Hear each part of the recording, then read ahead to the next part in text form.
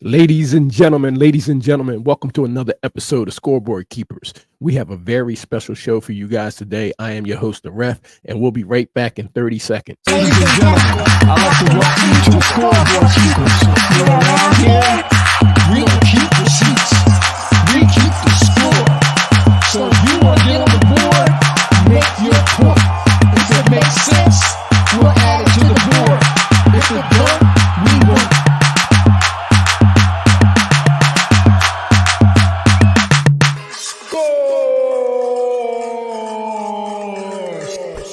Scoreboard Keepers.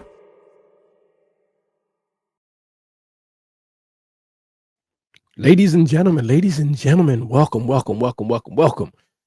Listen, we're not coming out of left field. We explained to you guys in the intro that nothing is off the board here. Yes, we focus a lot on sports. We love sports around here, but any topic can go on that board if it's debatable. Any topic can go on that board if it's worth debating and worth talking about. And today, of course, we're going to make it very clear right off the jump. We don't have a dog in this fight, but here at Scoreboard Keepers, when you say things, it goes on the board. If it makes sense, it goes on the board. If it don't, we won't. It won't go on the board. And today, we have a very interesting video that we came across that we said, wait a minute, we need to hold these people accountable for what they're saying, and it needs to go on the board. People deserve to hear the truth, correct? So that's what we do. So we're not going to waste any time. What we're going to do is it's a political debate, of course. And again, I want to make it very clear that we don't have a dog in this fight. We're just going to call it like we see it. That's what we do here. And we don't keep receipts. We keep the score.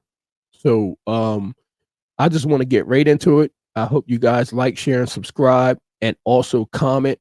This is part one of two, because this video was so long. I felt as though that we should break it up into two parts and do one half of it and then do the second half of it, because I believe it's almost I think an hour long. So we broke this thing in half. And it's very interesting. It's very interesting. And breaking down all the information a little bit, it takes some time. So it was only right that we do it in two parts. So this is part one of two, and we're going to get started right now. The term third world is offensive to me, bro. Because Really? you're talking about a subhuman. No, you're talking it's not about that people it's a who aren't as subhuman. developed as we are, so they're the third world. So if you're stoning women after they've been raped, In the hold on, Bible, bro, no. not I'm from Iran, Listen. and it happens now. Another day, another episode of Middle Ground. Hi, my name is John. I am the host of Radical Empathy, and I will be moderating today's episode between Harris supporters and Trump supporters. Our first prompt is, no matter what my candidate does, I will still vote for them. Anybody? I mean, I'd be lying if I said if Trump came out in a crowd and just started, yelling at people, calling them stupid, or like did something crazy, that I wouldn't still vote for him. It would have to be like walk out in Times Square, shoot someone in the face kind of thing. Like it would have to be something outrageous for me to not vote for him right now. And that is only because these are the only two choices I have, which suck. Okay, I'm pausing it real fast. Now, of course, he didn't make any points to me. He said the question of that particular topic was, could your candidate do anything and you would still vote for them? And he came out and said anything short of them going out and killing somebody, he would still vote for him. I got to disagree with that, because he must have a wide variety of acceptance when it comes down to his political views. I mean, a person can't just be running for office and have done anything and you still vote for him just based on that. Because at some point, You have to have some type of political views. You have to be voting because this candidate that's going in the office does something for you, your family, your neighborhood, your state, and maybe your job. It should make some type of sense on why you're voting. It shouldn't be based on anything other than that. It shouldn't be based on anything other than that. If your vote, if you want to make it count and it's not based off of just what's being put out here in the media and all this rhetoric and all this campaign smearing and especially race, if it's not based on any of them things and you're basing it on your political views, your political values, then I'll respect it. But I wouldn't care if my selection has done something that's contrary to being worthy of putting that office. They would not get my vote. They would not get my vote. I wouldn't care. They just wouldn't get my vote. And they wouldn't have to go out here and slap somebody or shoot somebody, excuse me, or do anything of that kind of nature. It could be something else. It could be something else they could be held accountable and not worthy enough to take that seat in the Oval Office. We are talking about being the president of the United States of America. We're not talking about being the president of your local football club. We're not talking about being the president of the association. We're not talking about being the president of your company. We're talking about one of the most important seats in the world. So let's continue. For us as American people, we should have a lot more choice in this. We should have had more debates.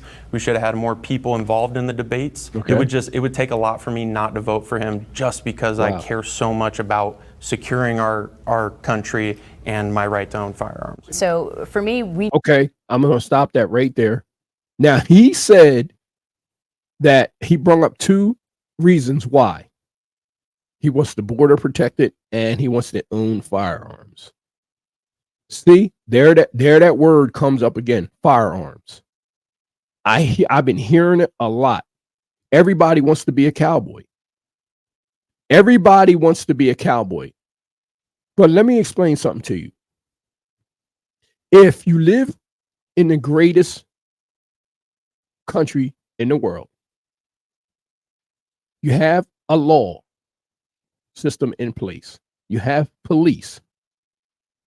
What's the point of us arming every individual in this country? Are we at war? Are we at war here? Every time I hear these gun rights supporters, it's all about them arming themselves because I feel as though that they want some type of power that they wouldn't have otherwise. Now you're talking about protecting. Every time the excuse is I want to be able to protect my family and my home. From what? From what? How often do you hear about people breaking into people's homes and taking them captive and whatever else? Not saying it's not possible, but we have police. We have a thing called 911. In certain states, you can't even take the law in your own hands, even if you have a firearm. You're still not allowed to use deadly force, even if someone breaks in your home in certain states. You have to call 911. You're not allowed to use deadly force in some states, even if you have a firearm. I don't know if people know that. There are some states where you can go to jail for killing an intruder. So this gun right thing is incredible to me. It really is. It really is. The average person, the average human being, I've heard a lot of stories with some of these gun right supporters, especially in Florida. I heard that there was a guy walking around on the beach with all his weapons because they have the right to bear arms there. What? If I'm on vacation and I'm on the beach, I don't want to see somebody walking down the beach with an AR-15 on their back. You got kids out there, anything can happen. But what's the purpose of you doing that? There's a place that you can go. There's a place that you can go if you really want to bear all those kind of arms. And it's called war. There's some people that can use your help. But if you just want to walk around regular civilians with an armed weapon, you want to walk around a mother and kids while they're in the supermarket with an armed gun, like a police officer. I don't understand the purpose of that. I really don't. I think it's extra. I think it's uncalled for. I think a lot of people are infatuated with guns. I think they're infatuated with the power that it has. I think they're infatuated with it that this weapon can kill. I think they're infatuated with it. I really don't think any of it's about protecting their family and so on. When's the last time you heard about somebody protecting their family from an intruder with an armed weapon and fought off 10 masked men? We're not taking it off the table and saying that it's impossible that it can't happen. But what I'm saying is that it doesn't happen that often. And arming all these people in the country creates these kind of problems.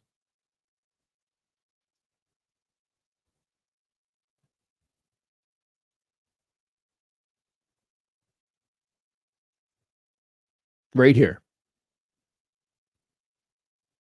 These are the kind of problems that it creates.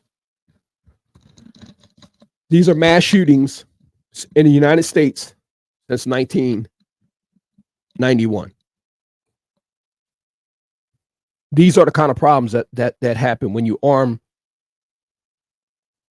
regular civilians with weapons. Some people can't handle this kind of power.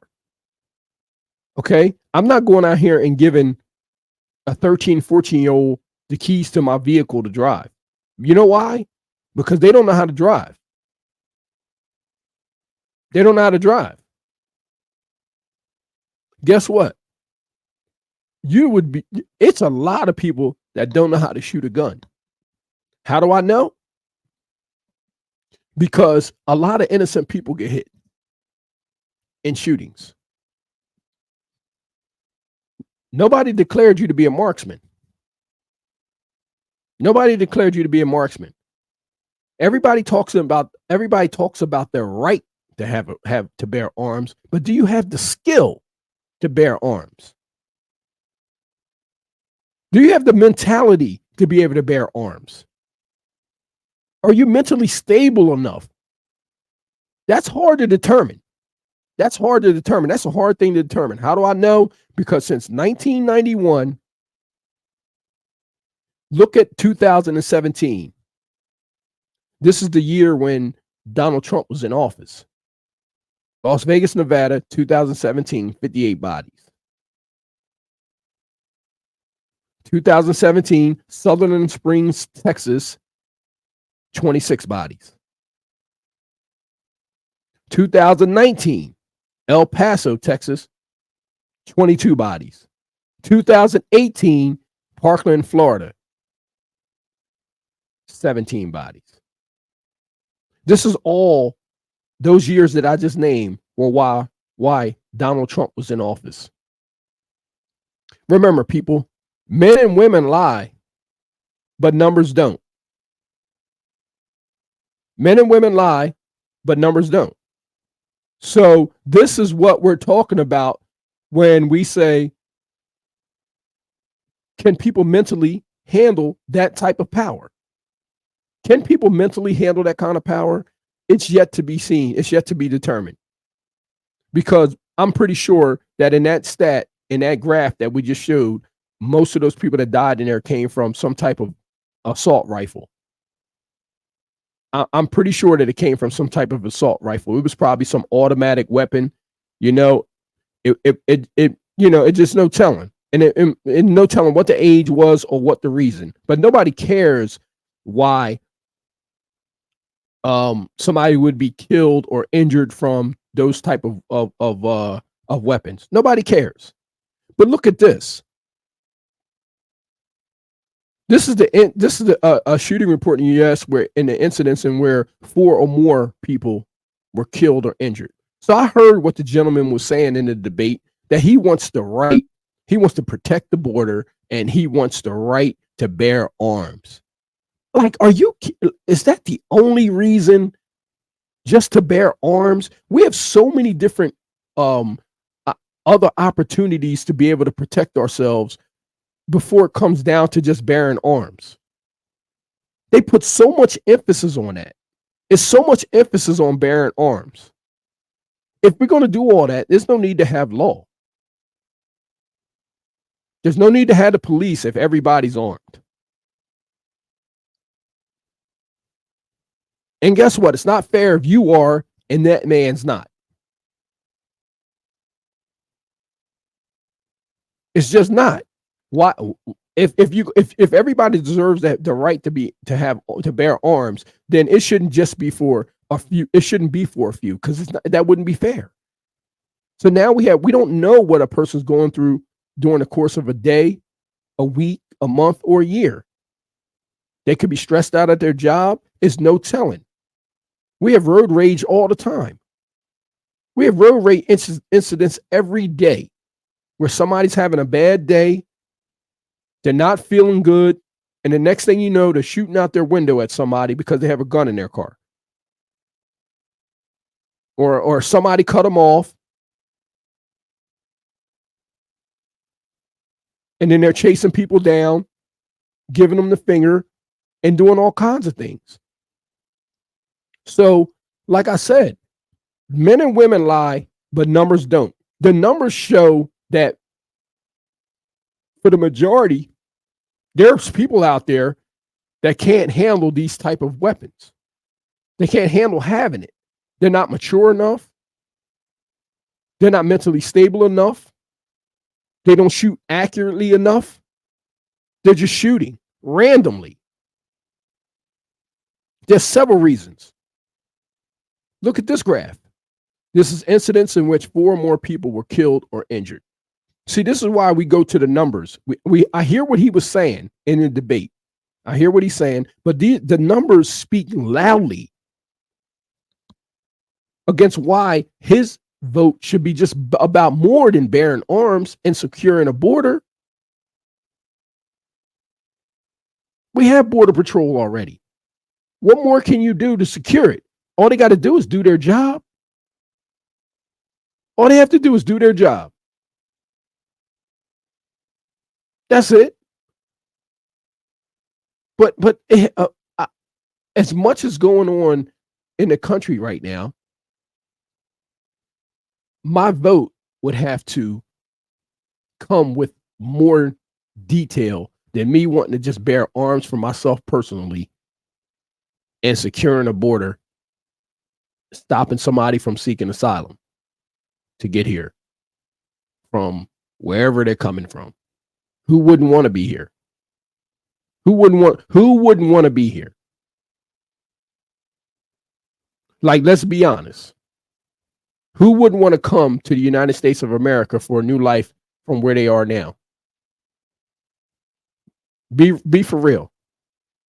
Every individual that's watching this episode right now, watching this broadcast, if you were somewhere in another country starving, being mistreated, whatever it is, and you can look across over that hill and you see high rises, you see cars moving, you see the lights bright at night, how many going to stay where they are?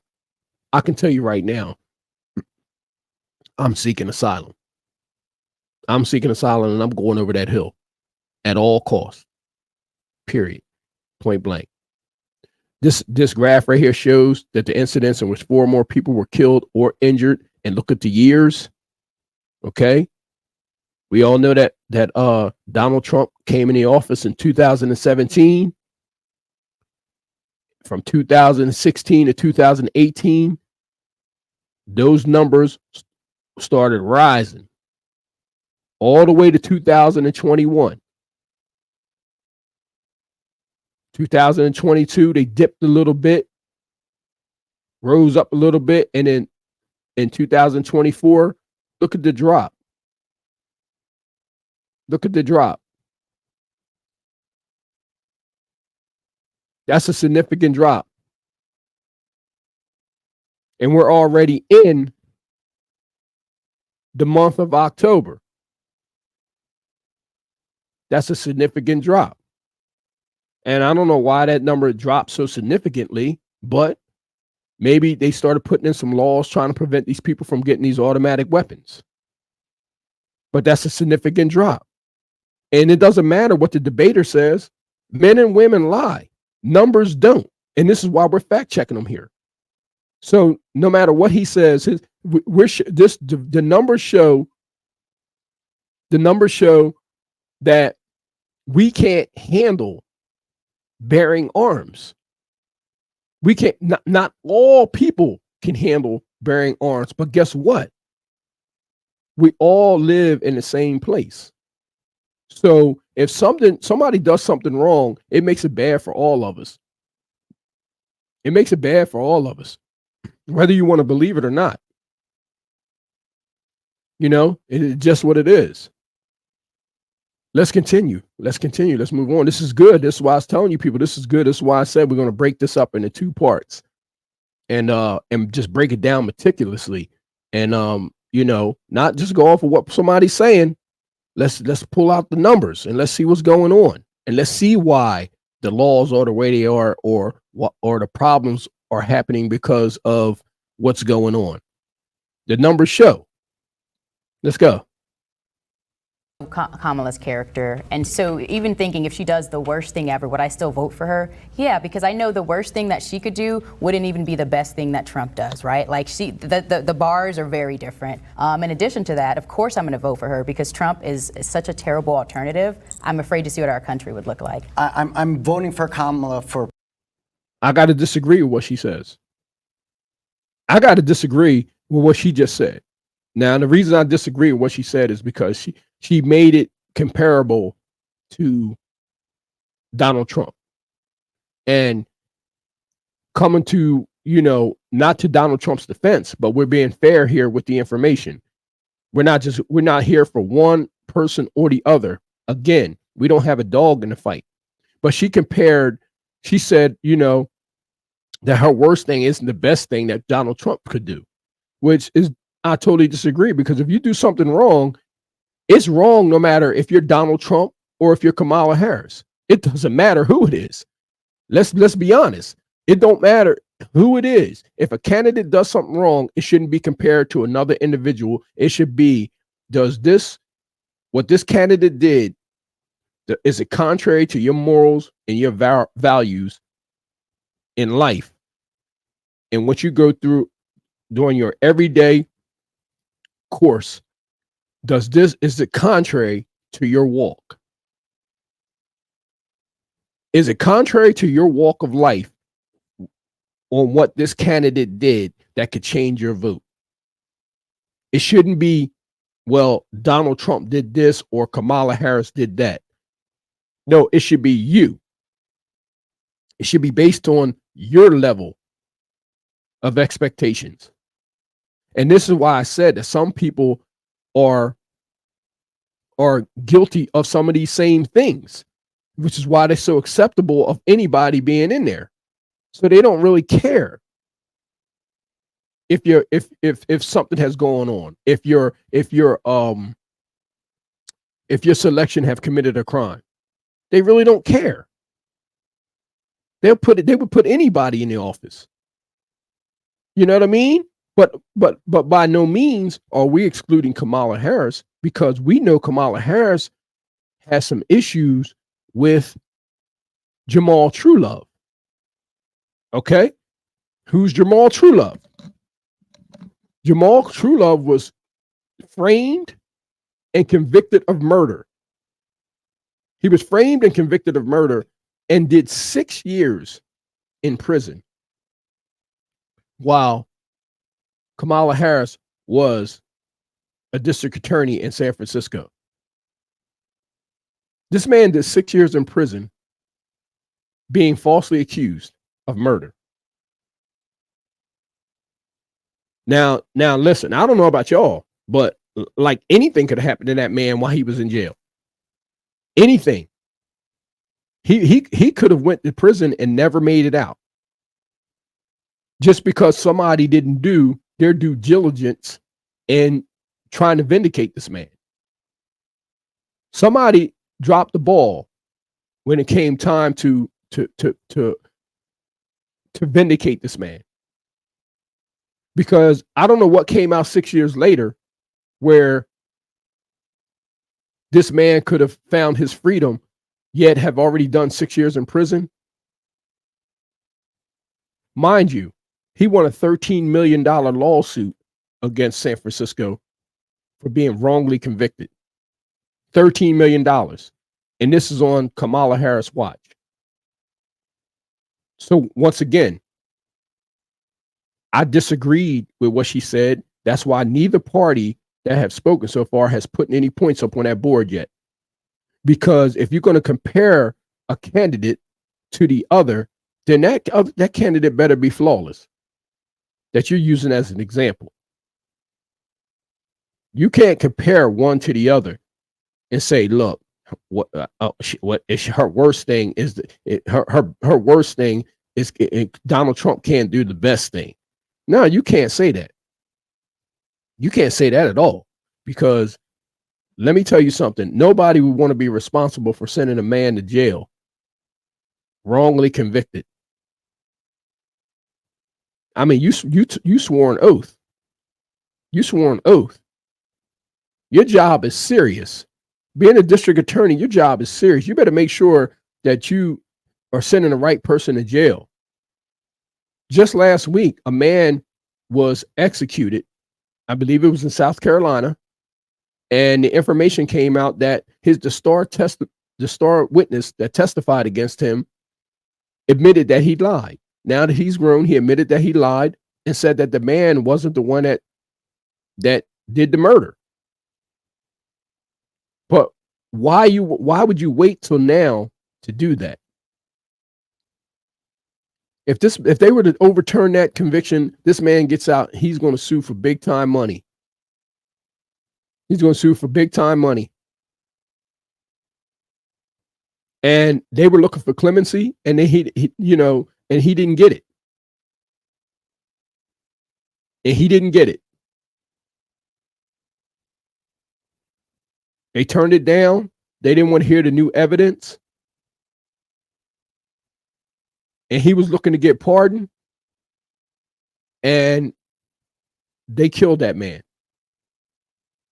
So now you have blood on somebody's hands. You got a lot of blood on somebody's hands for that, because the man was innocent. And he went in as a kid. He went in as a kid. So he's been in jail his entire life, basically. His entire adult life. He's never seen the outside of prison bars.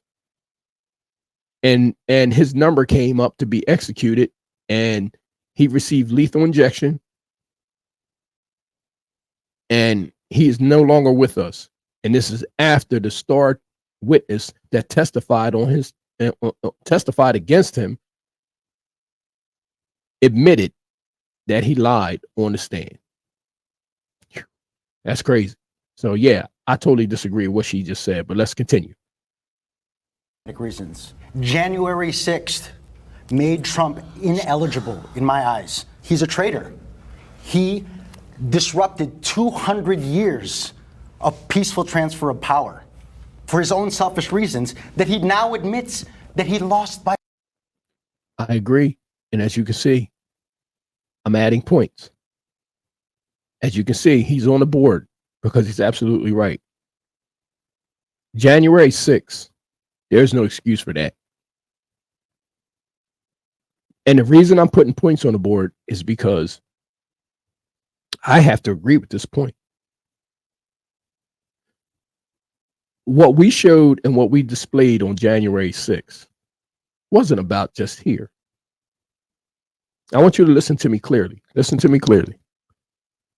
January 6th wasn't just about here.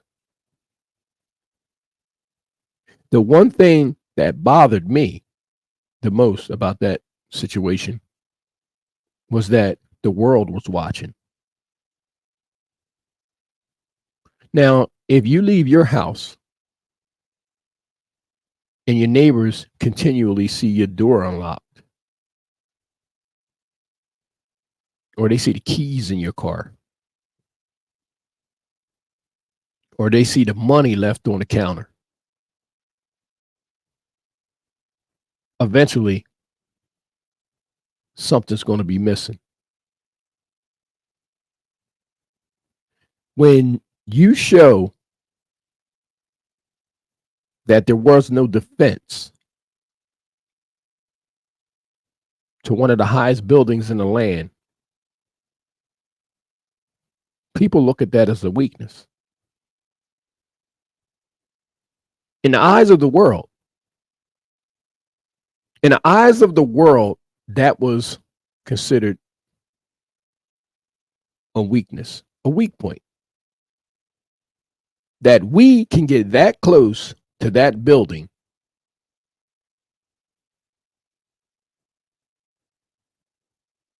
unabated. We can get that close to that building without any resistance. And we could possibly do whatever was the message that was sent to the world. I totally disagree with that entire situation because it was on national television. It was on worldwide television. It's like, you know, you didn't know how to act when your parents had company. You know, your parents expected you to act a certain way when company was around, even though you're supposed to be acting like that all the time. When company's around, you're supposed to be respectful. You're not supposed to be just running around and doing anything that you want to be doing while they're having company. As a matter of fact, they would sometimes send the kids in the other room to go watch television while the adults talk. Well, what we displayed on that day was the kids came out of the room and was ruling the roost. They were all over the place. They were acting spoiled. They went inside the liquor cabinets and opened the liquor. They had a party while the parents wasn't home.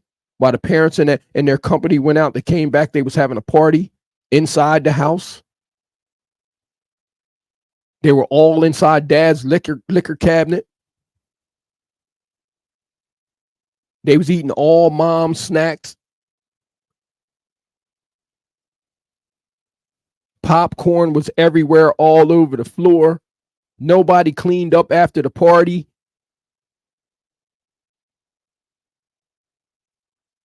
Dishes was broke. Money was missing.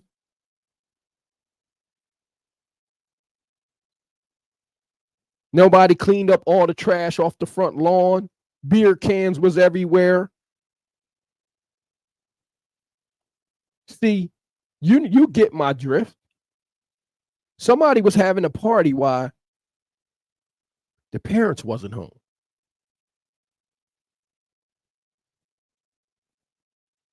And then you invited some friends that wasn't going to respect your house. You invited some friends that wasn't going to respect your house once they got in.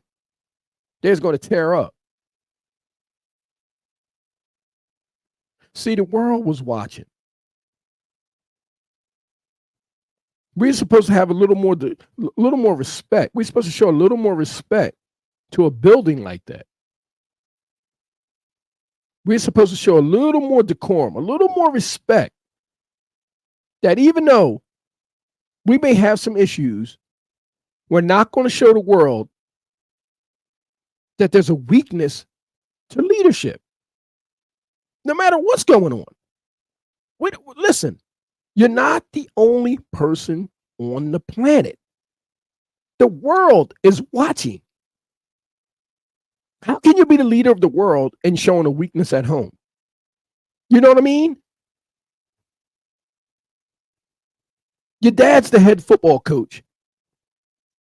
But yet when the friends come over to the house, the kids are having a party. He's displaying discipline at football practice, but when his kids' friends come over, their feet's up on the table, their clothes are all over the floor,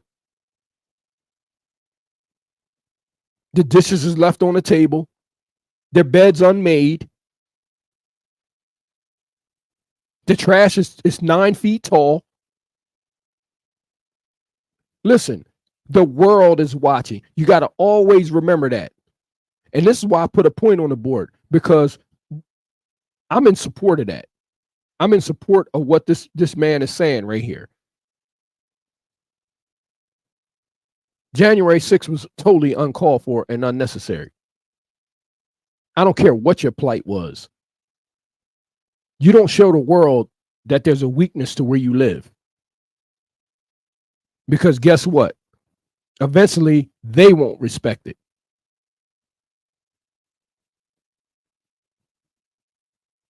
You keep your business in-house. Keep your business in-house. And I'm a big supporter of that.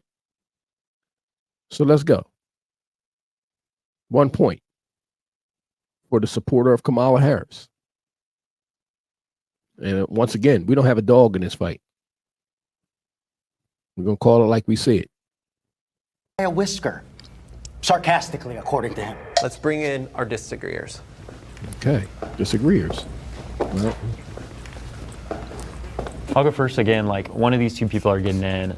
Right now, my choice is Kamala Harris. That doesn't mean that anything that she does is going to keep that support. My biggest issue right now is the genocide going on in Gaza, propagated by both the Trump administration and the Biden administration.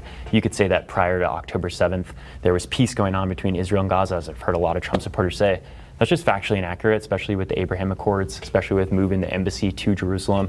These are things that I'm very critical of Trump on, and I'm still having trouble announcing my support for Kamala Harris. It was a big moral decision to even come on the show in support of her. But that's because I don't support her again. I think that Donald Trump is going to be somebody that's far worse for the country than she will be. So did you know that this is the lowest civilian to combatant death rate of any war in recent history? Did you know that? Is this going to be a Gaza topic? I'm so ready to go on Gaza. I'm so ready. That because I can't just let your word genocide go because it's not a genocide. If it was a genocide, it would have ended 2 days later and it would have been fine. Everyone would be dead. We'll have so to it's keep not it a genocide. at that, though. Yeah, Just for that's time's fine. sake. But I want to hear, going back to the prompt, you came in because you disagreed. You wouldn't vote for Trump unconditionally. No. oh, okay.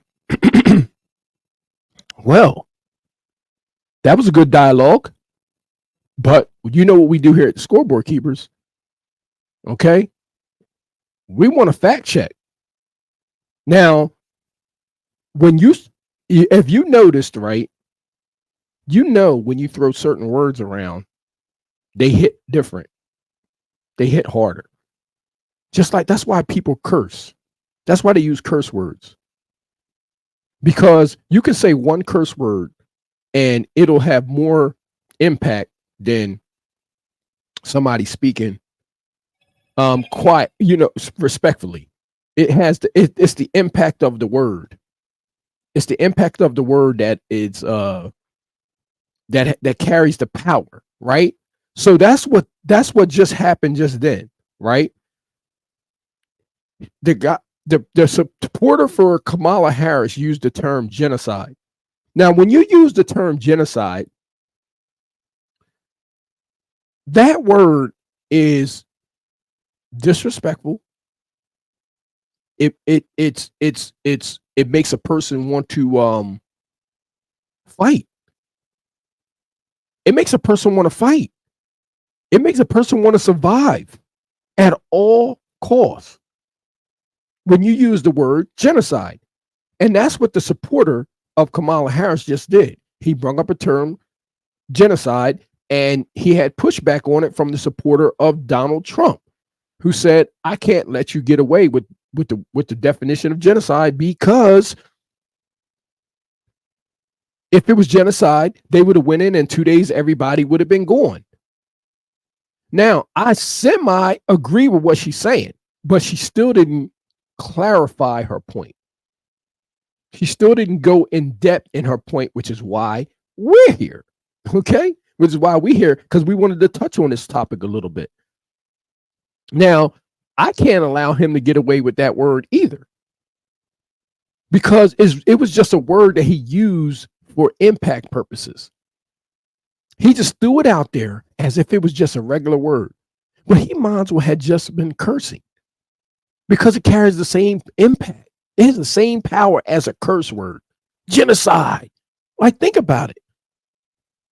Think about it. Look, let's go to it. What is genocide? The definition contained in Article of the Convention describes genocide as a crime committed with the intent to destroy a national, ethnic, racial, or religious group in whole or in part. It does not include political groups or so-called cultural genocide. So, he once again, when he didn't explain this. He was very vague on the word. He was very vague on the word, which is why I'm saying that he didn't understand the impact of that word when he was using it, and he did it knowing that would get a rise out of the other side. He knew that was going to get pushback. But people are so comfortable in using the word. They're so comfortable in using the word that they just throw it around fluidly now. It's used fluidly now. But let's go into why. Now, I want you guys to put your thinking caps on right now, right? I'm going to enlarge this. I want you to really put your thinking caps on right now, because like I said, when we talk about topics like this and we discuss things like this, there's always layers to it. There's always layers to it. And I wanted to bring some light and shed some light on this real fast on why he's using that term genocide. And as you notice, he brought up Abraham. If you listen closely, he brought up Abraham, he brought up Gaza, he brought up Jerusalem, and Israel. He was just bringing up a whole lot of things, right? Put your thinking caps on. This is not going to take us that long. Just put your thinking caps on for 1 second. I want to show some people some things that they may not have known. But this is why when I was listening to him, I wouldn't have been easily moved by the term genocide, which is what most of these a lot of people are using the term, but they just use it for impact purposes. Let me show you something. She was right when she said that if it was genocide, right, these people have been fighting for years. They've been fighting for years. If it was genocide, right, they would have been wiped out. Basically, it wouldn't be a war. See, the problem is it's a disagreement on property. The problem is a disagreement on property. That's what is going on in Israel right now. And I want to make this clear.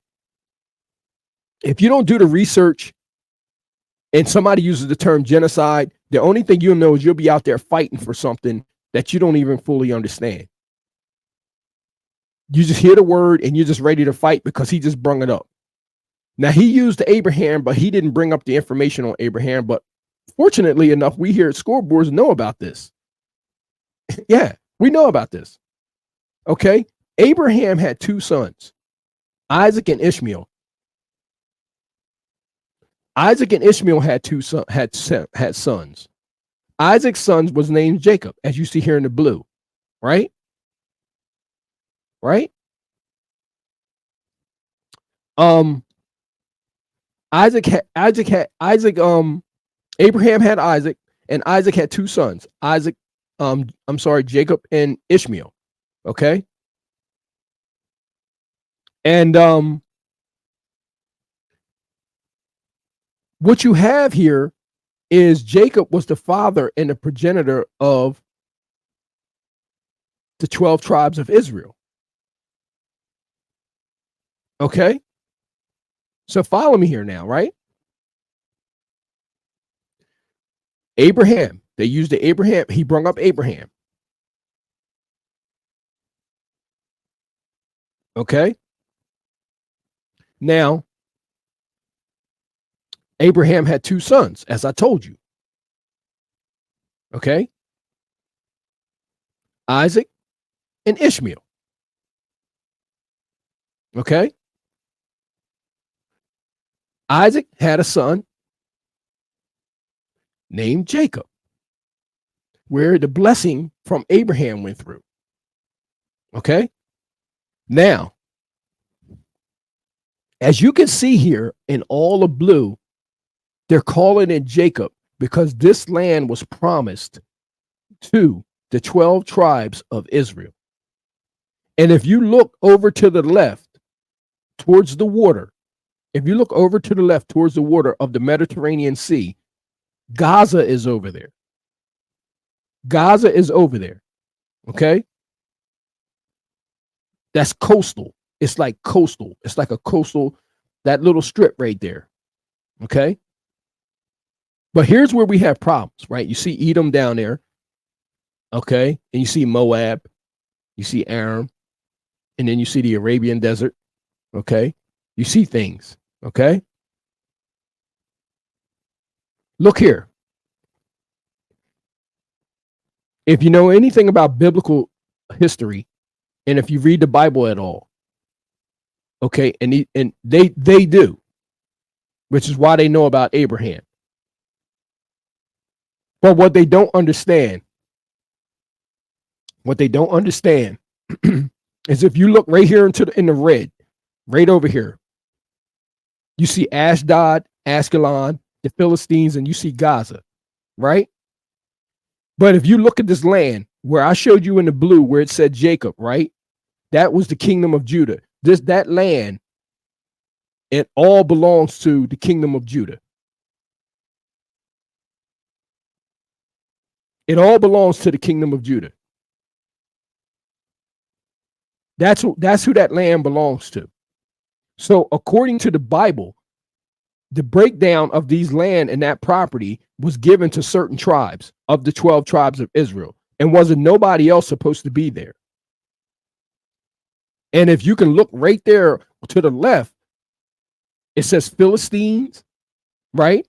And it says Gaza, because before anybody else was there, it was the Philistines. The Philistines was there. And if you remember, everybody knows this story, right? David versus Goliath, right? David was from the tribe of Judah, which is right there, right next to the right. You see the red? What's in the red? Look to the right, the kingdom of Judah. This is where David was coming from. David was going to slay Goliath, the Philistine, because Philistine, the root word just means invader. The root word of Philistine means invader. That they were invaders, seafaring people that came on that land that wasn't supposed to be there. So they've been fighting for that property forever, before anybody else was there. Before anybody else was there, it was war going on for that property right there. Before what's going on now. Because if you look right below there, it's the Arab tribes. Look below it. So nobody basically was supposed to be going above that line, going across there.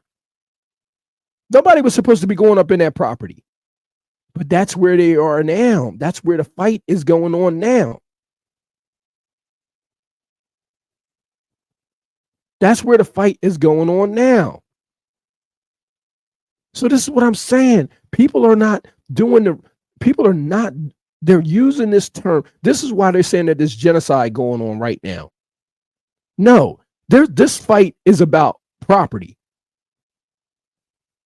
Because the people that's there now believe that they're supposed to be there. But when you read the information says that they're not. If you believe in Abraham and you believe that Abraham is the progenitor of the 12 tribes, okay? He had 2 sons, Isaac and Ishmael, okay?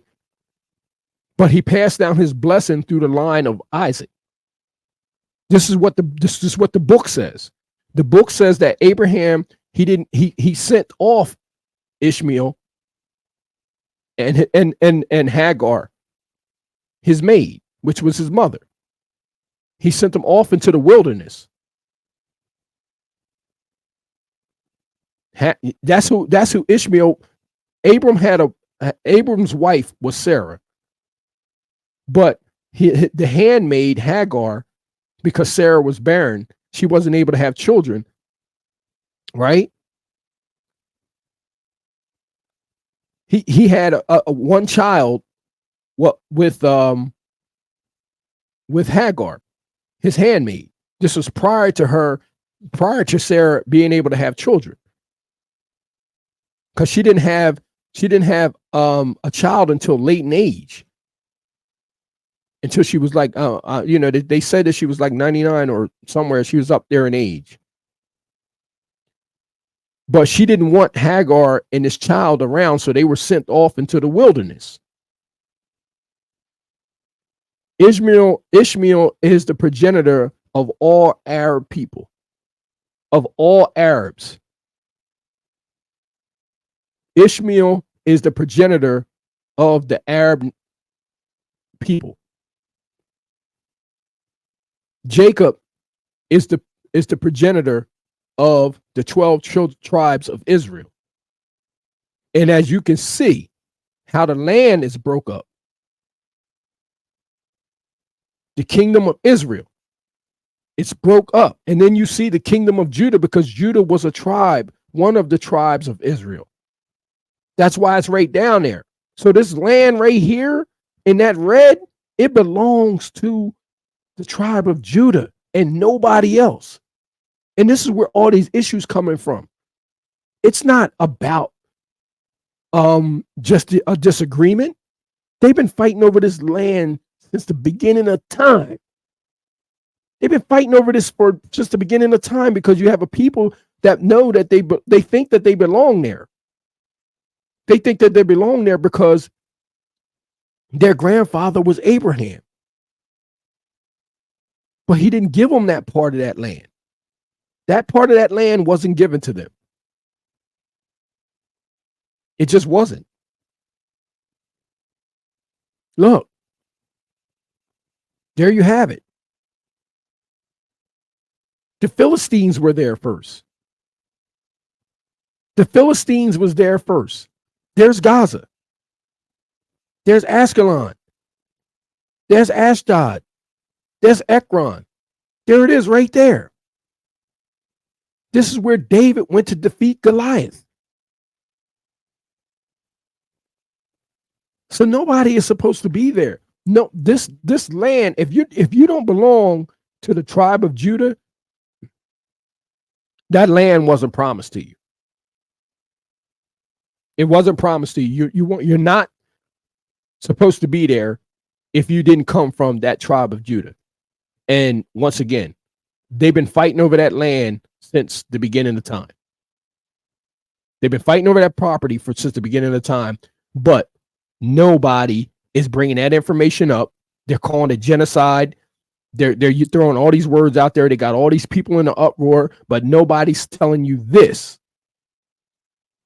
Nobody's telling you this. Why? If genocide, the word genocide just brings in confusion. Let's go one more slide. One more. There it is. There it is. You have all the tribes. You have all the tribes right here. And there down the below, you have Simeon, Reuben, Dan, Gad, Manasseh, Naphtali, Asher. Reuben sitting over there. That land over there was one of the lands that was supposed to be conquered against the Philistines. If you look in the Bible, the Philistines are all over the place because they were supposed to be wiped out. They were supposed to be pushed out of there. And they were. Especially when David beat Goliath. That's what that's all about. That's what that's all about right there. Goliath was their number one fighter.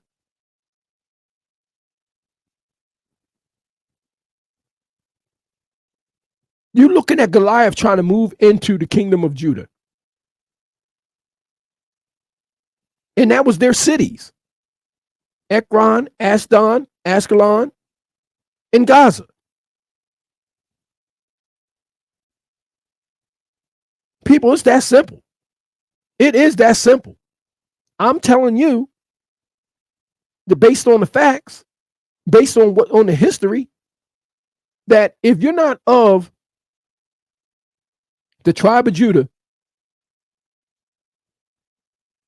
if you're not from the tribe of Judah, you're not supposed to be on that property right there. So you won't hear me saying genocide's going on there. You won't hear me saying that. You will hear me saying that there's a disagreement on property. There's a disagreement on land. There's a philosophical disagreement. There's a disagreement with what the information says.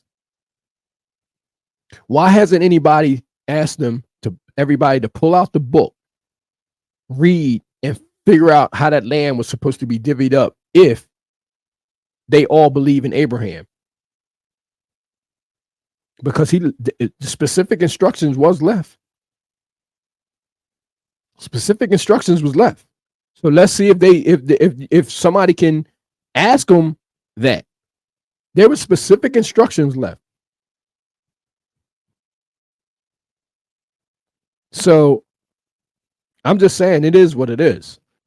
It is what it is. I can't use the term genocide like he just did and just throw it around so easily and and not have information that goes back to where the root of this problem is. It's like you just jumping in a race after the race started. You jumping in a marathon, but it started an hour ago. You just getting in and you jumped in halfway. You're not running the whole race. You got to go do that research on that information before you start saying it's genocide. That's not genocide. That's a philosophical disagreement. It's a war over land. It's a war over over whose property they think that is. Some think it belongs to them, and this party thinks it belongs to them. But clearly, if you know the story of David and Goliath, you will know why they're fighting so hard for that property right there. Because that opens up a can of worms. Go pull the book back out and see how the land and the property was divvied up and see who it really belongs to, and that war will be over tomorrow. If somebody sits down and show them, it'll be over tomorrow. But I can't let them slide with using the word genocide. So right now, I'm giving 1 point for Donald Trump supporter because she checked them on that. She said, I'm not letting you get away with using that word genocide, because if it was genocide, everybody would have went in there and they would have wiped them right out. got rid of him, and the war would have been over in 2 days. So she's absolutely correct for not letting him get away with that. Let's go. Of course. I mean, I think as a moral human being that comes from a place of love with strong core values, I can't just give anyone, carte blanche that no matter what you do, you're going to have my love and support. But from, barring anything crazy like the situation that Joe. She gets another point. She says she's not giving anybody carte blanche just because you can do anything and think you're still going to get my support. Unlike the other gentleman on the end of the panel who supports Donald Trump, he's just said, long as he get to bear arms and protect the border, short of them going out and shooting somebody, he's voting for him. So I give her a point because she says she's not giving carte blanche to anybody, and I respect her for saying that. I respect that. Mentioned, it's pretty much 100%. And actually, I am part of Jewish Voices for Trump, and I really appreciate all of the things that he's done for the Jewish people and for the state of Israel as well. So the next prompt is, Harris beat Trump in the debate. Will the agreeers please step forward? Interesting. We're all looking at you. I'm happy to see you join us. Hey. Unfortunately, when I watched the debate, a lot of Republicans were saying that Trump was going to completely obliterate Kamala Harris, and I was one of those people. But I'm the kind of person, I got to be factual and honest, and I can't lie to myself. So let's get the obvious out of the way. It was a little bit bogus against Trump with 1 versus 3. They only fact-checked Trump. They didn't really fact-check Kamala as much as I think they should have. But when one candidate lies, fact check or- when we're don't telling have the to- truth yeah. and telling facts. And basically, the only 2 times that they did fact check. Good point. Good point for the Kamala Harris side. You don't have to fact check the truth. He said that they should have fact checked Kamala Harris a little more, but if somebody telling the truth, there's no need to check for facts. So she made a very good point on that. You don't have to fact check the truth. If somebody's telling you the truth straight up, there ain't no need for you to go digging. You know what the truth is already. What are you going to find if you go looking for something when somebody already told you the truth? That don't make any sense. Let's go. We don't murder babies after 9 months, and Haitians aren't. Hold on. Okay, but hold on. Before we go to that,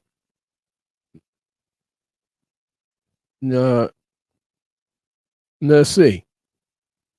Okay. The truth is that the poll shows that Kamala Harris won significantly. Okay. Men and women lie, but numbers don't. So again, there it is. So we don't have to fact check, the truth. The numbers speak for themselves. The polls speak for themselves. So I'll be interested to see what he has to say. What he has to say after this with these comebacks, because right now he's not making any points right now. It seems like the supporters for Kamala Harris have actually done their research. Dogs in Ohio. Well, Kamala Harris perpetuated the myth that Donald Trump said there are fine people on both sides, even though Politico came out and said that this is missing a lot of context. Do you need to see the video? When Trump said there are fine people on both sides, he was talking about 2 kinds of people. One were historians who wanted to keep the Robert E. Lee statue in place, and the other group were people who wanted to tear the statue down. So the Antifa, the left-wing individuals, and the historians. These were the 2 groups of people he initially. Now, once again, now he's making a statement that who was there at this Robert E. Lee statue incident, okay? But once again,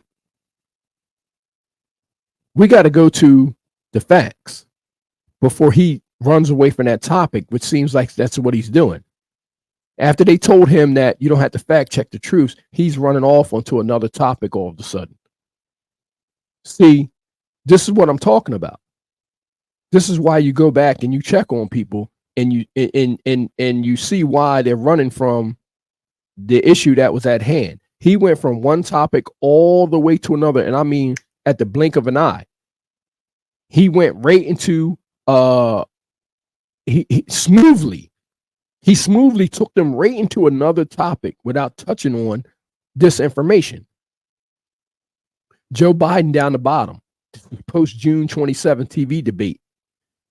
Of course, they got up there and they were talking about Joe Biden was falling asleep. This is where the Sleepy Joe and all this stuff was coming from. We obviously could see that his age was taking it was like his age was taking a big hit when it came after that debate on whether that he could even do another debate physically. And as you can see, the numbers show that Donald Trump cleaned his clock. Pre-September 10th TV debate, when everybody knew that it would be Kamala, it was 50-50. Post September 10th, the TV debate, who performed better? Look at that. Kamala Harris cleaned his clock. She cleaned Donald Trump's clock. Men and women lie, numbers don't. That's just the bottom line. That's just the bottom line, no matter how you want to cut it. That's just the bottom line to that. The numbers have spoken for themselves. And this is the majority of U.S. registered voters who watched the debate believe that Harris won, according to a CNN flash poll. That I mean, is that like, what are we doing? What are we doing? Are we going to debate the facts? No, there's no need to fact check it because it spoke for themselves. It speaks for itself. It speaks for itself. But he really smoothly got off of that subject. He really did. He moved right into something else. So let's hear what he has to say. Now, the neo-Nazis and the white supremacists and the hooligans who came to interrupt, this was an outside group who came to Charlottesville to stir up trouble. So when people say that I just really have to stop. So when Donald Trump you're referring to them as historians, when we're talking about people who chanted, Jews will not replace us, and neo-Nazi chants that were used in World War II. He's you're talking about Charlottesville. What it seems like is historians that were sympathetic to keeping the statues in public view. And we're talking about a statue of Robert E. Lee, a Civil War general. But even the historians that you're referencing, if they were actual... Okay. As y'all can see, I added another point for the Kamala Harris supporters. And the reason I did that is because, one, the Trump supporter really smoothly got out of that poll debate and about the facts and the fact checking. He brung it up and then ran away from the topic and went into a whole nother topic.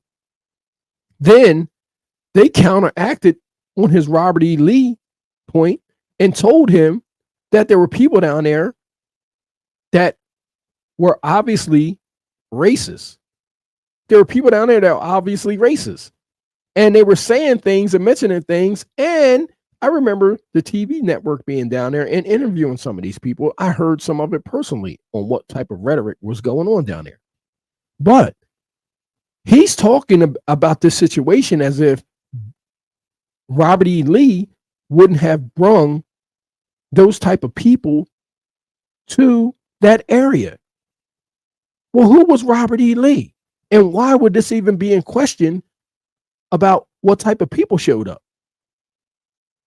Well, General Robert E. Lee and other generals for who Reverend William Mack Lee cooked 4 years during the Civil Rights War when he was a servant to General Robert E. Lee from 1861 to 1865.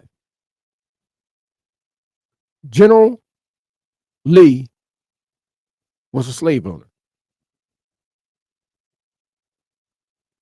And how do we know that? Because there's Mr. Mack Lee, the cook, who obviously even has General Robert E. Lee's last name.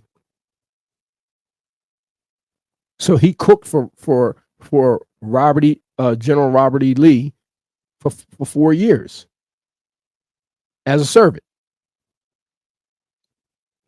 So once again, all we're doing is bringing out the facts. And he ran from one topic to another. He ran from one topic to another, and he ran from the fact checking, and then he went into Robert E. Lee, and then he didn't even bring this information out, which is what they were trying to say, why those type of people showed up. There was people that showed up that wanted the statue taken down because they felt as though that he was a slave owner. And then there was people that wanted to keep it up because they were considered him patriotic. So again, we don't have a dog in this fight. We're just calling it like we see it. It's not done enough today. Just call it like we see it. Let's just be truthful with the facts. And if you're truthful with the facts, then maybe you can find some kind of common ground inside of there. There's people obviously that's going to be bothered by the General Robert E. Lee statue being put up down there or taken down. Because some people believe in those values, and some people believe in these values. So let's see where he's going with it. I'm just curious what he's going to say now, because I mean, look, the man was a slave owner, and he has a gentleman that even took on his last name. We know that this Mac Lee right here, that ain't his real name. He was given that name. So let's go. Wouldn't you want those types of statues in something like a museum or somewhere where people can learn the historical context, not in the public? And let's talk about what those historians did. They enslaved your people. I think we've covered, just so you know, I think we've covered this part. Remember the prompt is. See, he brought up this topic. Kamala Harris supporters get another point. He brought up the topic and didn't defend it. He tried to tell us who was there, but he didn't tell us why they were there. And then he didn't give any information on Robert E. Lee, which they did, which we happen to have had that information here to support it. So yes, he was the gentleman in the blue sweatshirt, the supporter of the Philippine guy, the supporter of Kamala Harris, said they were enslaving people. We just showed you facts of that with Mac Lee, the servant. He was a cook for 4 years. So I don't understand why he would bring a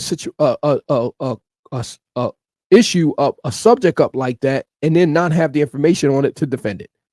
So that's a point for Kamala Harris supporters. It's 4-2 Kamala Harris supporters. Let's continue. I think Kamala. Harris. We forgot about the prompt already. Yes, to be honest, I want to extend I have mad respect. Absolutely. For same. anybody here, any Trump supporter who will stand here in this room and say anything in support of the guy who gave that debate performance. Literally speaking as a Filipino person who for years, we have a play named Dog Eaters on us. It was dog eating and othering of meats were used to other us and to make us feel like some other kind of different dehumanizing thing because we're eating people's pets. And now they're putting it on Haitians. And now there's bomb threats in Ohio because of this ridiculous thing that he spewed because he got triggered because Kamala talked about how people were walking out of his crowds because he's bored and tired and senile. And the main reason. Now that is absolutely crazy. That is absolutely crazy. He said they have a label put on them as dog eaters. And just like people that have eaten animals. Now let me just tell y'all something real fast. I don't know if you guys know this, right? Now I'm just be honest with you. Have you guys ever had Chinese food before? Anybody that's had Chinese food before, I used to hear so many stories. I used to hear so many stories that, in different countries, they believe in eating things like, frogs. Some countries eat snakes. Some countries eat monkey brains. And I used to hear that a lot. Well, I'm gonna tell you something. I personally, I remember I used to go to a Chinese place to get Chinese food sometimes. And in between this Chinese place, there was a Chinese place, and then there were houses on both sides. But um, I remember one home on the side was condemned. And let me just tell you though, I remember right next door to this place, it used to be almost 100 cats.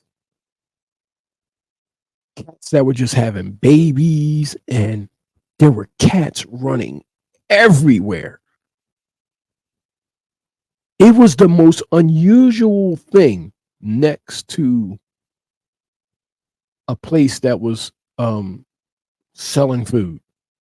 Now, I'm not making any accusations or anything like that, but it was the most unusual sight that you ever wanted to see next to a place like that, because it almost came across as like these cats were out of control. It was a lot of cats around there, and I mean, you could just tell that they were just having babies. I don't know what that was. I don't know why they were there. I'm not saying anything. I just know that I saw that around that place personally. And I don't know, it could have been, it was way too many to be pets of anybody. Let me just put it to you like that. It was way too many to be pets of anybody. So I don't know what was going on there. And I don't know what that was about. I just know now you don't see them anymore. You don't see them anymore. So I'm not saying one way or the other, but I saw a lot of cats around a Chinese restaurant before. That was really unusual to me. Really unusual to me. So, but let's continue. Sitting down is because Donald Trump took too much bait. I think that kind of performance was okay against Biden. And if you guys notice, a lot of the things he said against Kamala, he said against Biden. About the abortion, the baby being killed after it's born, he never should have said that. About a lot of the points that he made against Biden, and he did it against Kamala too. But the thing is, Biden literally just fell apart and quote unquote died on stage, what we saw last time, and that's why they switched him out with Kamala. So I guess Trump I was expecting him to change his playbook. You have to go after her record. Well, it's hard to go after her record when she's impeccable, right? We have the only qualified person there. A prosecutor, an attorney general, a senator, and a vice president. So for him to go after her, he can't go after her policy because it's good. All he can do is make the same old, she said it herself, the same old playbook. And that's what we saw. And she totally destroyed him. She came with facts. She also just pointed out just how ridiculous the things were that he was saying, to your point about. Interesting, because what he was saying about what was going on in Ohio about them eating cats and dogs and didn't have any proof, similar to like the story that I was telling you. Like, I didn't have any proof that anything was going on there. I just know it was just an unusual amount of cats around that restaurant that I just didn't think it was impossible for somebody to have that many cats and to be feeding them. I just thought that it was impossible. They were all just hanging out in one area, which was unusual. I've never seen it before. I haven't seen it since. But to say that about what was going on in Springfield, and then to not have any proof, it can be devastating when it can be devastating to your campaign when you're out there putting out lies like that without the facts. See, once again, that's what we do here. We trying to get to the bottom of these issues and trying to get to the facts. We want to get to the core things. Like I said, we sit around, and every time you hear these debates, people are just sitting there looking, and they're taking everybody, for their word at value. They're not going and doing the research. Many, not all, but many are not going and doing it. They're just going off of every word that comes out of this person's mouth because they have their own hidden agenda. And I think that's terrible. let's do the fact check. Let's get to the bottom of it. Let's see who's who and what's what. Springfield, Ohio said they don't got no proof of that. They don't have no proof of that. Why are you bringing us in it? Why are you pulling us into this nonsense? That's what they're saying. Why are you pulling us into these lies? And it ends up being a train wreck. Period. Eating dogs and all of that stuff. I mean, none of it was factual. It had already been released that none of that stuff was true, and he still put it all it forward. does is But I demonize respect you for immigrants. coming forward. I and also admitting feel it. like- We're I gonna also pause feel here. We're gonna bring in our disagreeers. Can't wait to hear this. So I would say that when I judge, my kids play sports. When I judge who won or who didn't win, I want it to be an even playing field, and I think it should be a fair contest. And I know you guys love Kamala Harris, and you think she has an impeccable record. Kamala. And Kamala. But CNN has pronounced it 12, 20 times on record. we're Different telling you. ways. We're telling you how to. Just like every other person. Of color who has a Semantics, weird you name. guess. Let's not get It's not stuck. Let's semantics. go to Yeah, policies. Can we let's just hear them. Yeah, her name shouldn't. Come on, the name. She may not.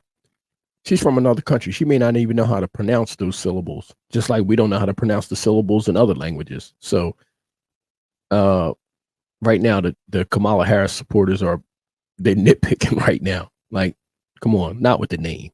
You don't have to correct her on the name. You knew who she was talking about. You knew what she meant.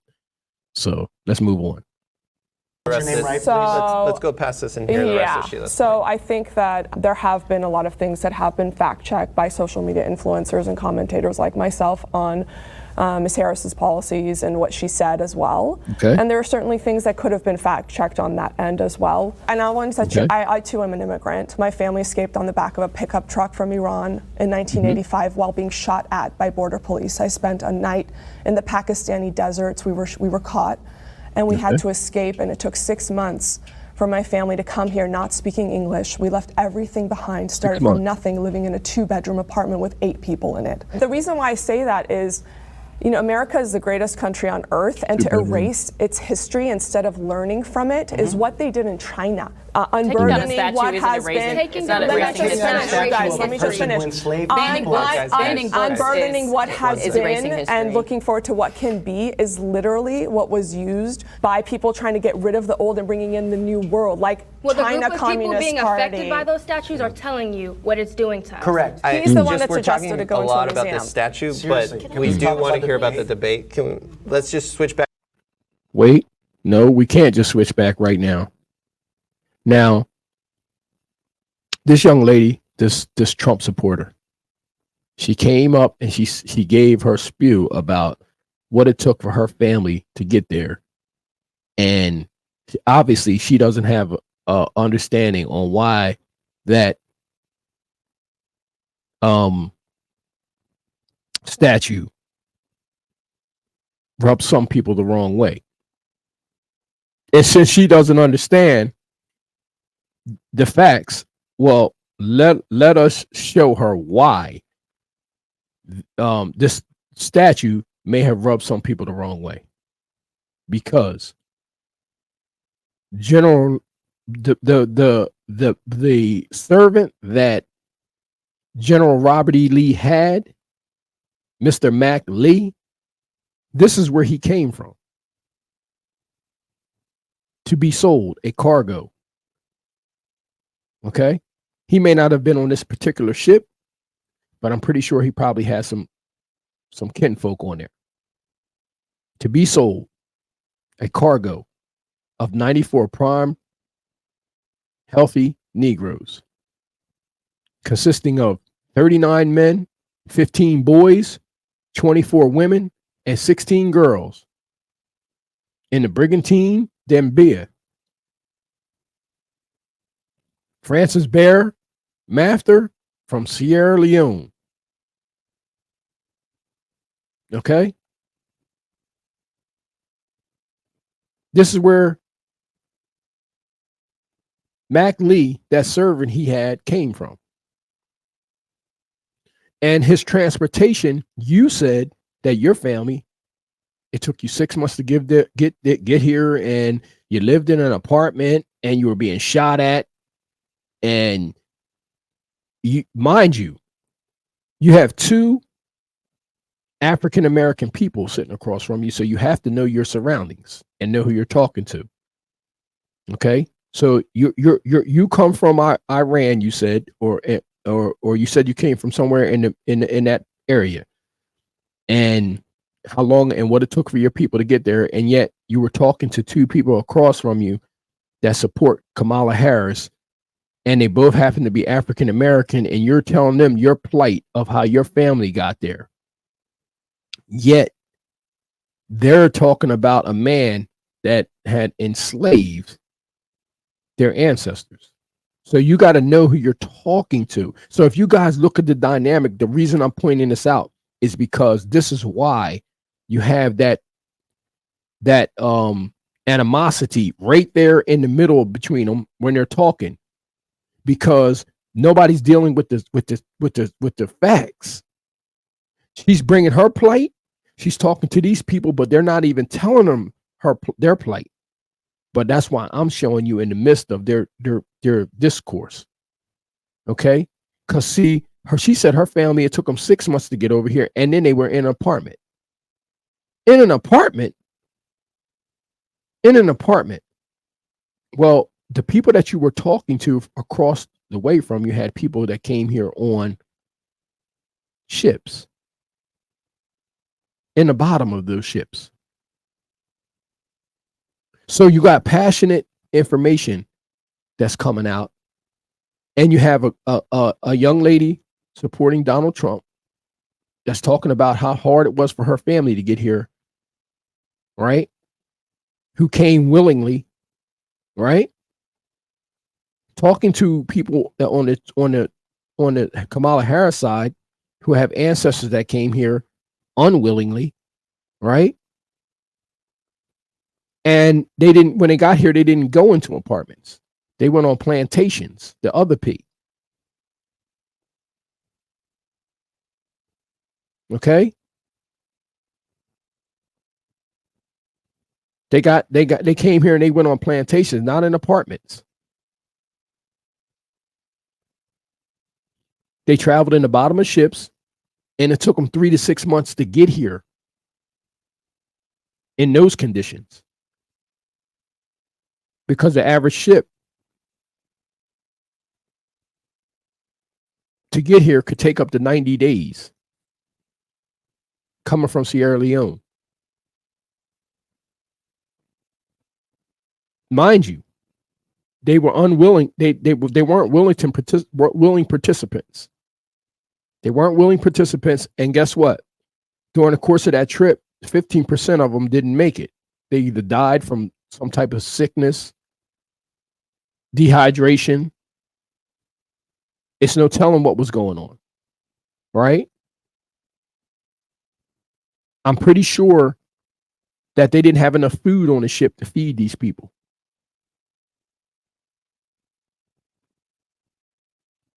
Yet, you got storms, motion sickness. You got all kinds of things. That had to be a horrible situation. It had to be, just horrible. But if you got sick, or if there was some type of issues on the ship, then more than likely, the part that we don't hear about is that they were probably thrown in the ocean. They were probably thrown in the ocean. So the young lady across the way, okay, you have to know who you're dialoguing with in order to, if you want your point to be respected or you want it to stick, you got to know who you're talking to, and you got to know the history of people, which is why we don't assume anything. We shouldn't assume anything. Like I said, we have to bring the facts out in order to get to the core of some of these discourses. And obviously, when she's talking, right, like I said, she was talking as if her family coming here was something that was like never done before. You have people that willingly want to come here all the time, digging holes, digging tunnels, crawling on the fences. You have all that. But she just happened to be talking across to two individuals on the other side that have ancestors that didn't come here willingly. And then when they got here, they weren't put in apartments, they weren't put in houses, they were put on plantations, and they were considered chattel. They were considered chattel slaves. And it's a huge difference in that. It's a huge difference in that. And nobody's using this as a crutch. It's just the facts. We have to bring out the truth. So when you look at this dialogue going back between the two of these individuals, you clearly have a misunderstanding in the information, or else she would have known not to even bring something up like that to two people that's saying that the Robert E. Lee statue need to be taken down or should be taken down, because that they have a issue with that statue. And obviously her on the other side, she don't understand why. Let's continue. The debate, if we want to talk about the statue again later, we totally can. Yeah. I don't think either one of them won the debate. I feel like Before we go on, let me also just say one more thing. Let me just also say one more thing to her about this statue thing and why it's so important that we get this information out. The great Maya Angelou, it was a quote. Okay. Now, as I told you, she said that her family came over here willingly. They were shot at, and then we got here. They was in apartments and so on and so forth. And she always referenced back to where she came from. Okay. She always referenced back to where she came from, and she says she's a part of Jewish people for Trump, and so on and so forth. Well, Maya Angelou said that you can't really know where you're going until you know where you've been. And everybody that has come over here on a slave ship don't really know where they come from.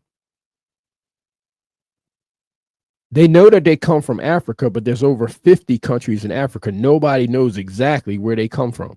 So that history and that information is totally gone.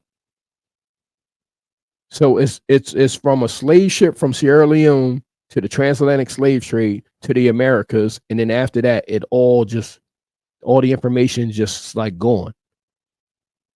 So once again, she's talking across the way to two individuals that I can't give her a point. I can't give her a point because she doesn't understand why that statue has rubbed some people the wrong way and why they actually wanted it to come down. So let's continue. This is getting good, people. We're just getting to the bottom of it. Okay. We're just trying to understand the dialogue between people and where, what's behind it. Is it all emotion, or do they really want to understand the facts? Let's go. people that really lost were, other than them, was the American people. I imagine we can all kind of agree on that. Nothing was really said, nothing was really, we're going to do this, we're going to do that, but nothing ever actually gets done. I think as far as the debate goes, Trump dropped the ball on a couple things. Yes.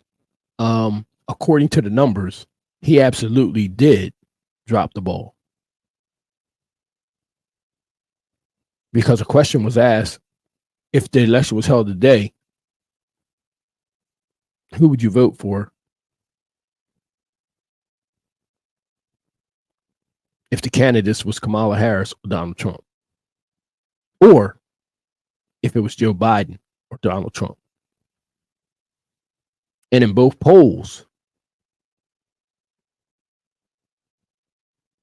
it was either Joe Biden at the top, but not by a wide margin. But down below, for Kamala Harris, that's a pretty good whipping. So, once again, men and women lie, but numbers don't. So, let's continue.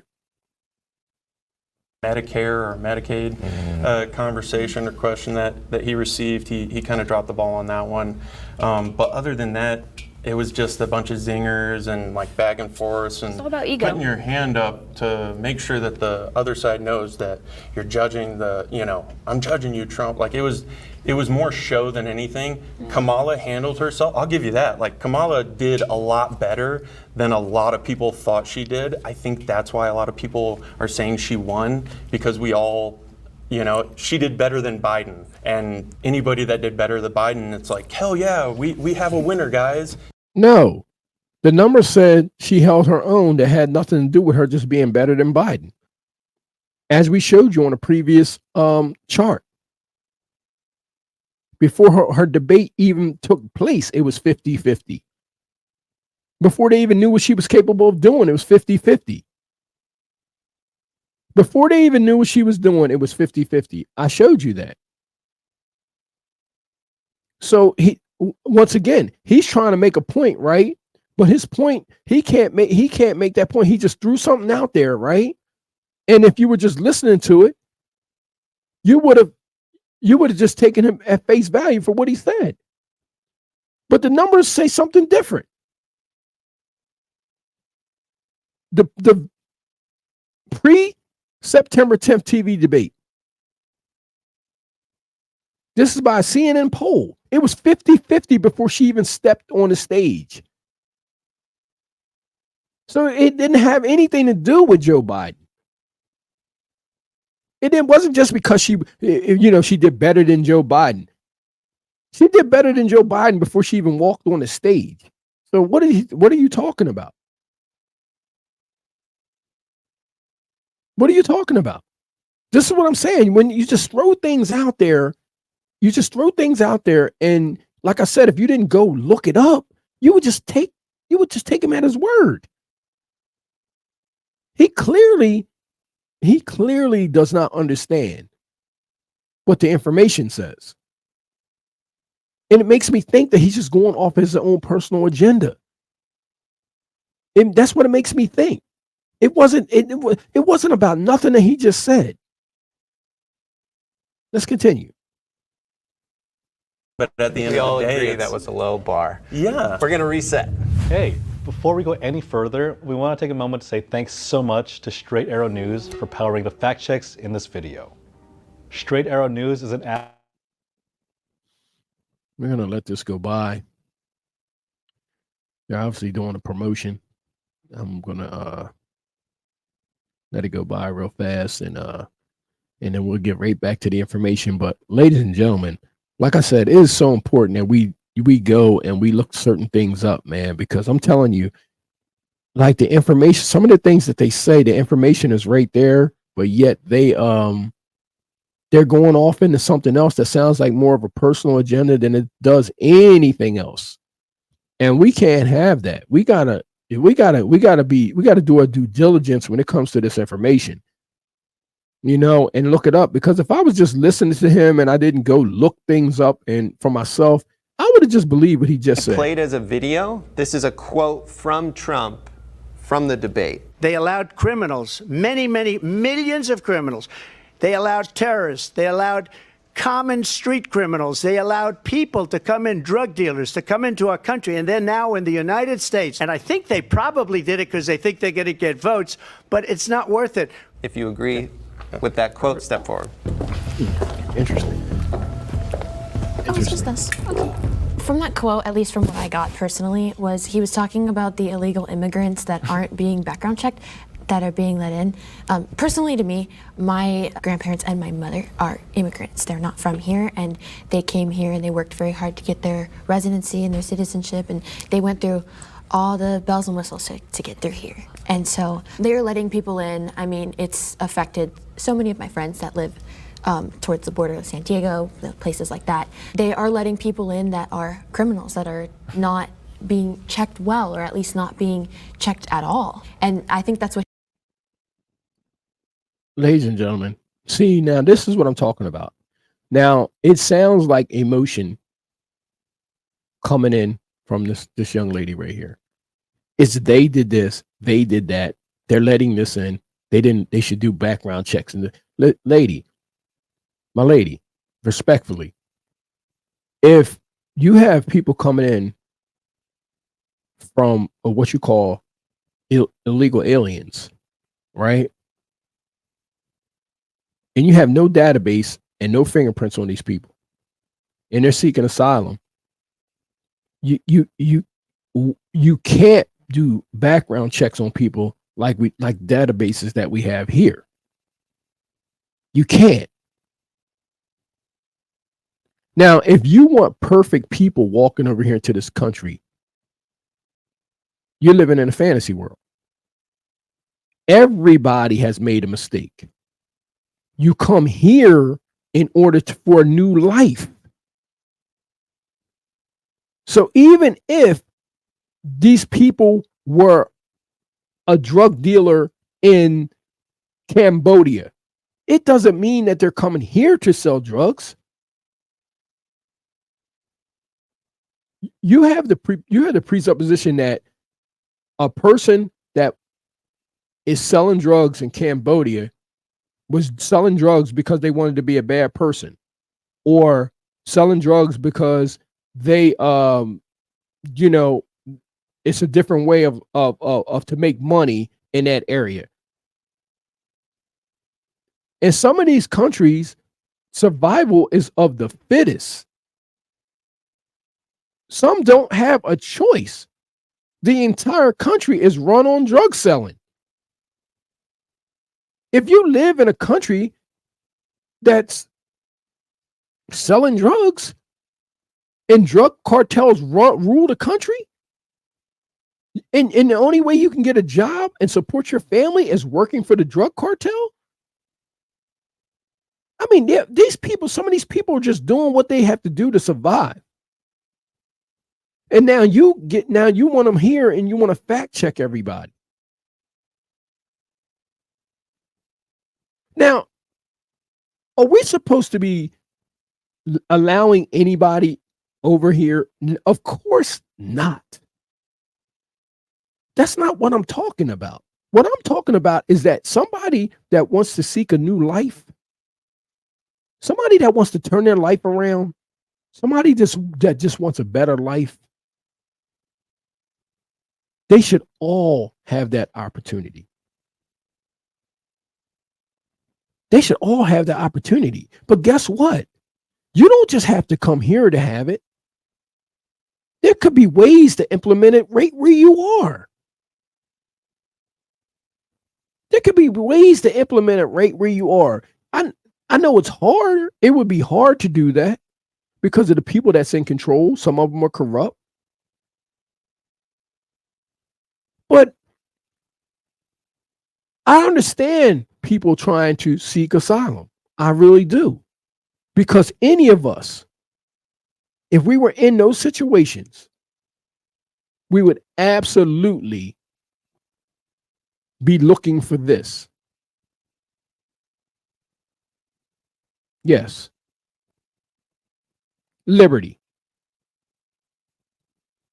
The state of a free person, exempt from subjection to the will of another, claiming ownership of the person or service.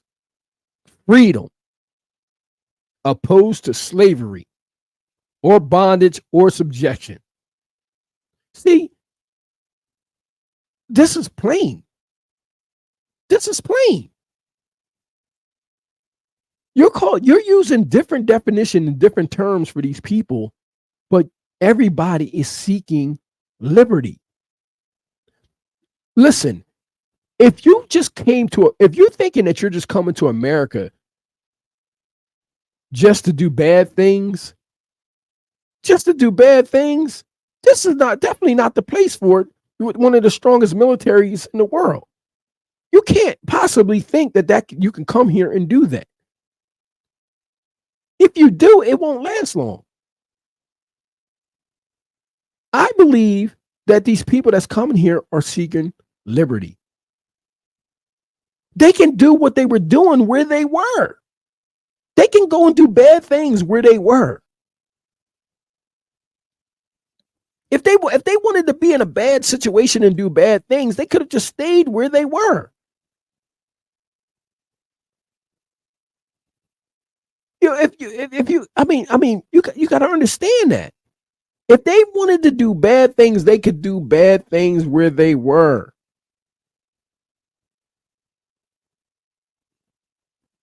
Coming here, right?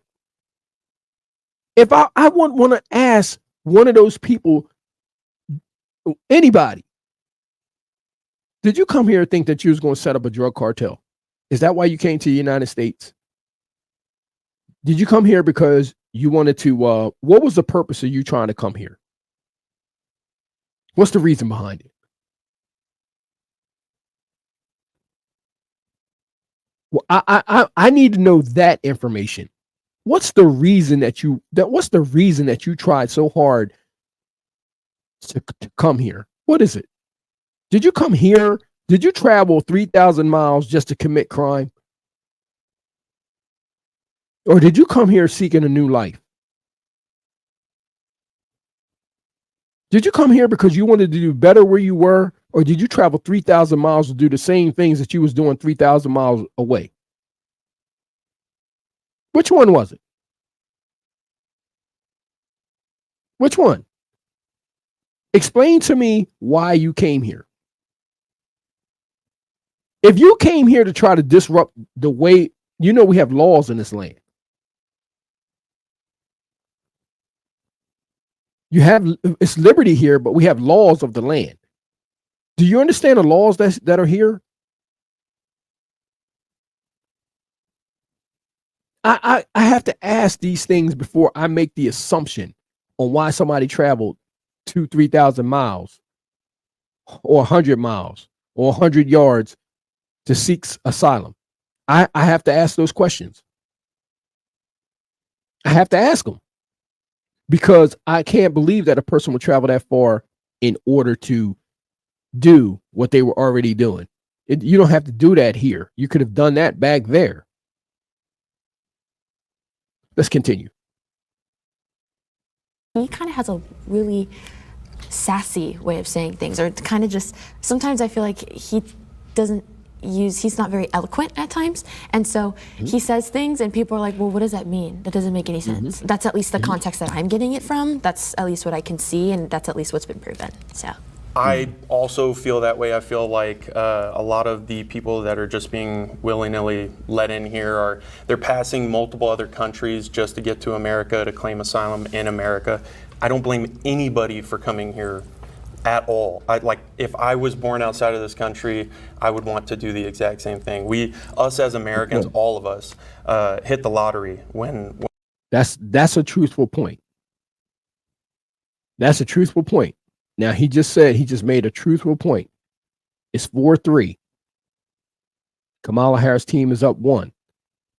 It's 4-3. He just said exactly what I said. If I was outside of that country, or you and anybody else, you'd be wanting to come here and do the same thing. You'd be wanting to get to this country.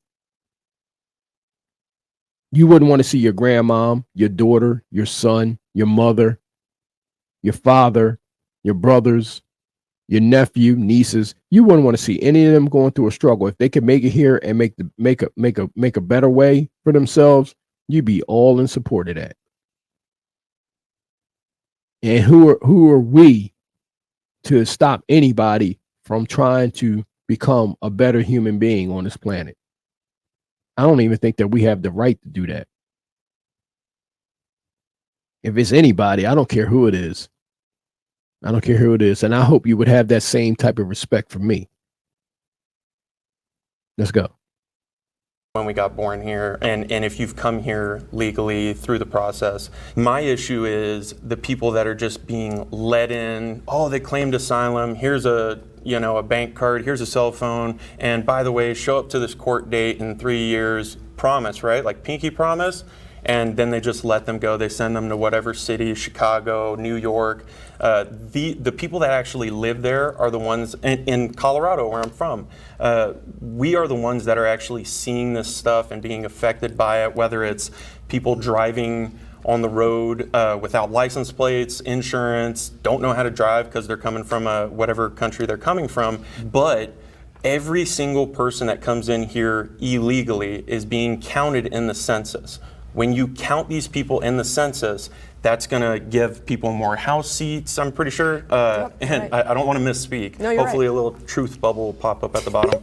But they're getting house seats, they're getting electoral votes. These things matter when it comes to the election. That's the only thing I care about. I don't care if people are coming here legally and want to live a better life, want to have that American dream. That being said, like, you're taking away things, taxpayer money that all of us as taxpayers are paying that should be going to Americans, should be going to veterans.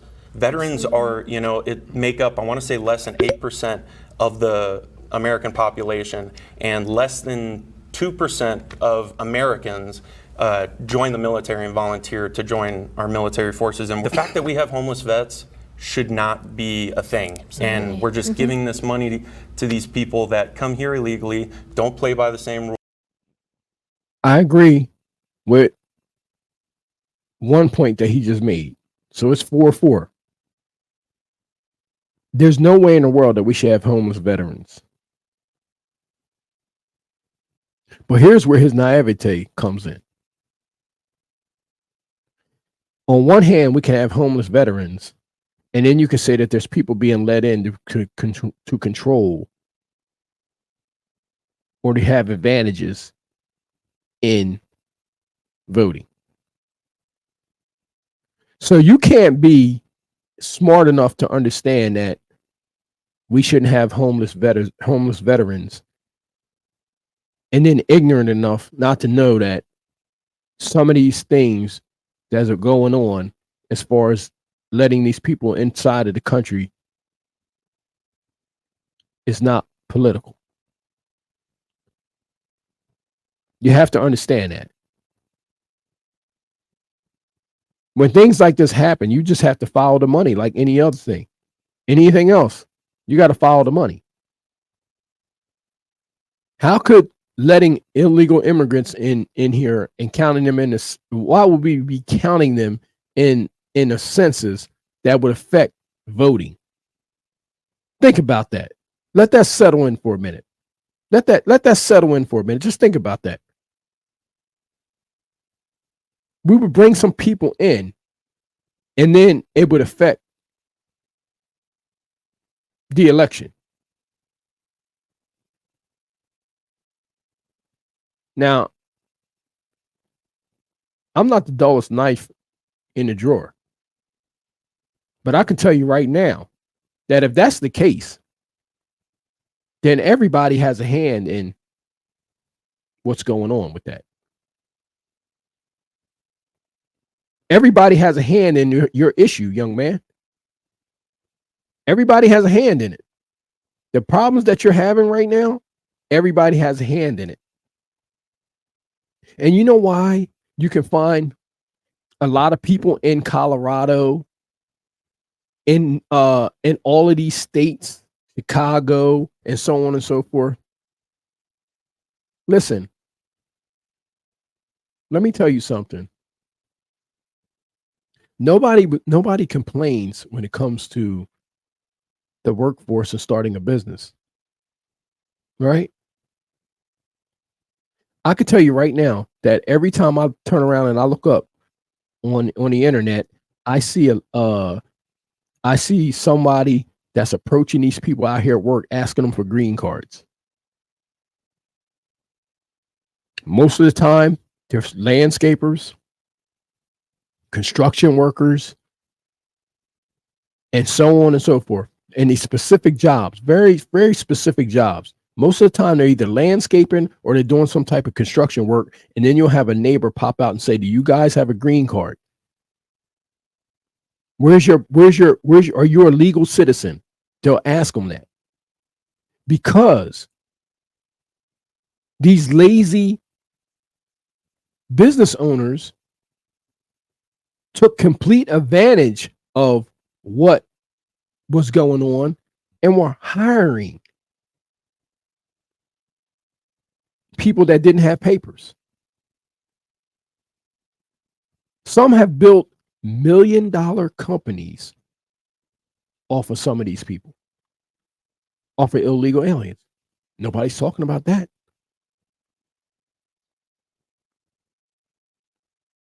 I remember hearing a story about a landscaping company that were housing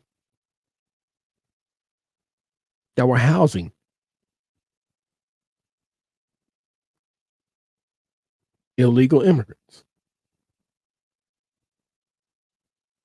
They were here working for a landscaping company and made the landscaping company millions. And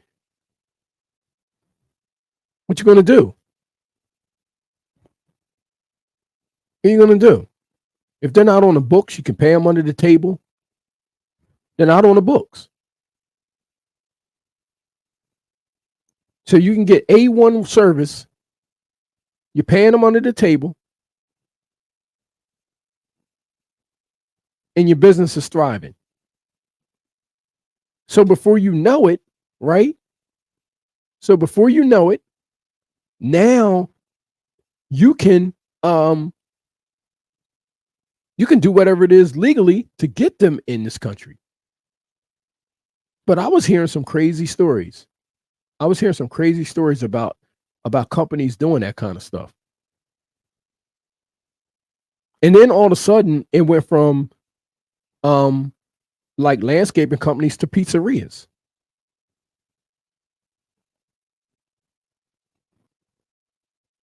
So, like I said, everybody would have a hand in this young man's issue if that's the kind of thing that he would have a problem with. But you just can't point it out on just one thing. So he's talking about what the politicians are doing, yet he's not condemning some business owners for making money off of it. So, you're double talking. He's double talking to me. You got a problem with one thing and you're complaining about one thing, but yet you're not complaining about the other. There are business owners that are profiting off of illegal immigrants. And if that wasn't the case, you wouldn't have videos where people are walking out their front door asking, "Can I see your papers? Can I see your green card? Are you legally here?" And I don't support that at all, because I think that everybody should mind their business. But you can't complain about one thing and then not complain about the other. So if the politicians are letting them in there and you have an issue with that, you should also have the same amount of energy for the businesses that you go to, the pizzerias that you go to, the landscaping companies that you use. And you should have an issue with that. You should be complaining about that also. The people that are benefiting off of it. Let's go. I see a lot of nods. Do you believe that this is an intentional strategy? You talked about like the sense, how it affects the census. Oh yeah, absolutely. I mean, over 16 million people have come into this country illegally during this administration, and immigration actually is the thing that catapulted me from Democrat to Republican. I'm from Chicago, and as you know, we have the migrant crisis, thousands upon thousands. We're talking 50,000 illegal immigrants that just hit our city. And I actually did vote for Biden. I'll whisper and say that, not that proud to admit it now, but I remember when they first turned a school in my area into a migrant shelter, and it was the Wadsworth Elementary School. And they also turned South Shore High School into a migrant shelter as well. When they did that, I remember the protest. I remember going to these community meetings that they have about how they're gonna explain to you how immigrants need help. And I remember sitting there as a person who voted for Biden, and I'm just listening to these people, the aldermen, city council members, pro-immigrant groups. They come to lecture us black folk on the south side of Chicago. And they talk to us like we're stupid. These people are from Venezuela. They speak Spanish. They live in poverty. They need help. And that's why this facility in your neighborhood is being turned into a migrant shelter. So it's very... I got to pause you. Okay. Now he's saying a lot. Now this is the same guy. This is the same guy that jumped off of the issue of of the Robert E. Lee statue. Okay. He was just running around with he's running around the topic. Okay. He's running around the topic. And once again, he's saying a lot. Okay. And once again, I come back to this liberty. Okay. He said he's from Chicago. Now, he has said it on several different occasions. Liberty and its meaning and its nature. According to political theorist Lasky, liberty can be defined as an atmosphere in which men have the opportunity to be their best selves. This atmosphere is cultivated by maintaining specific societal conditions that facilitate the fullest development of an individual capabilities. These essential conditions are commonly referred to as rights. And it is through the prism of rights that liberty truly takes shape. Now, I just said that, right? I just gave you the definition of what some people say that liberty is, right? But what I have a problem with is this right here. He's from Chicago. He's from Chicago. His issue is with immigrants, right? His issue is with immigrants. Look at the money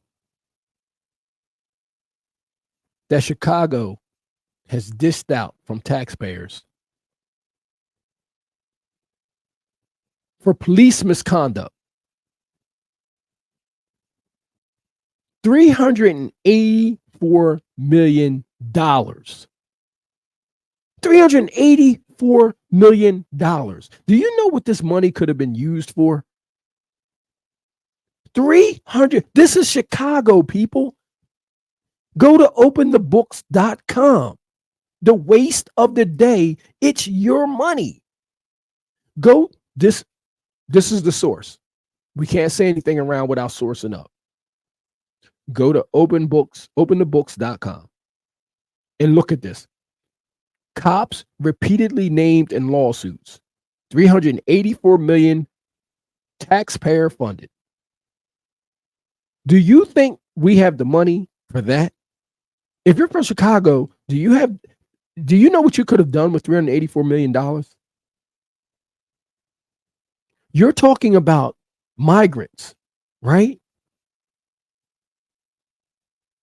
Yet prior to them being there, you had an issue with taxpayers paying a crazy amount of money to police misconduct. Look.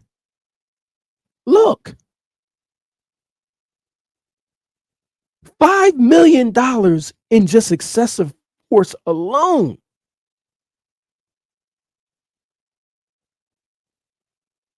Look at that.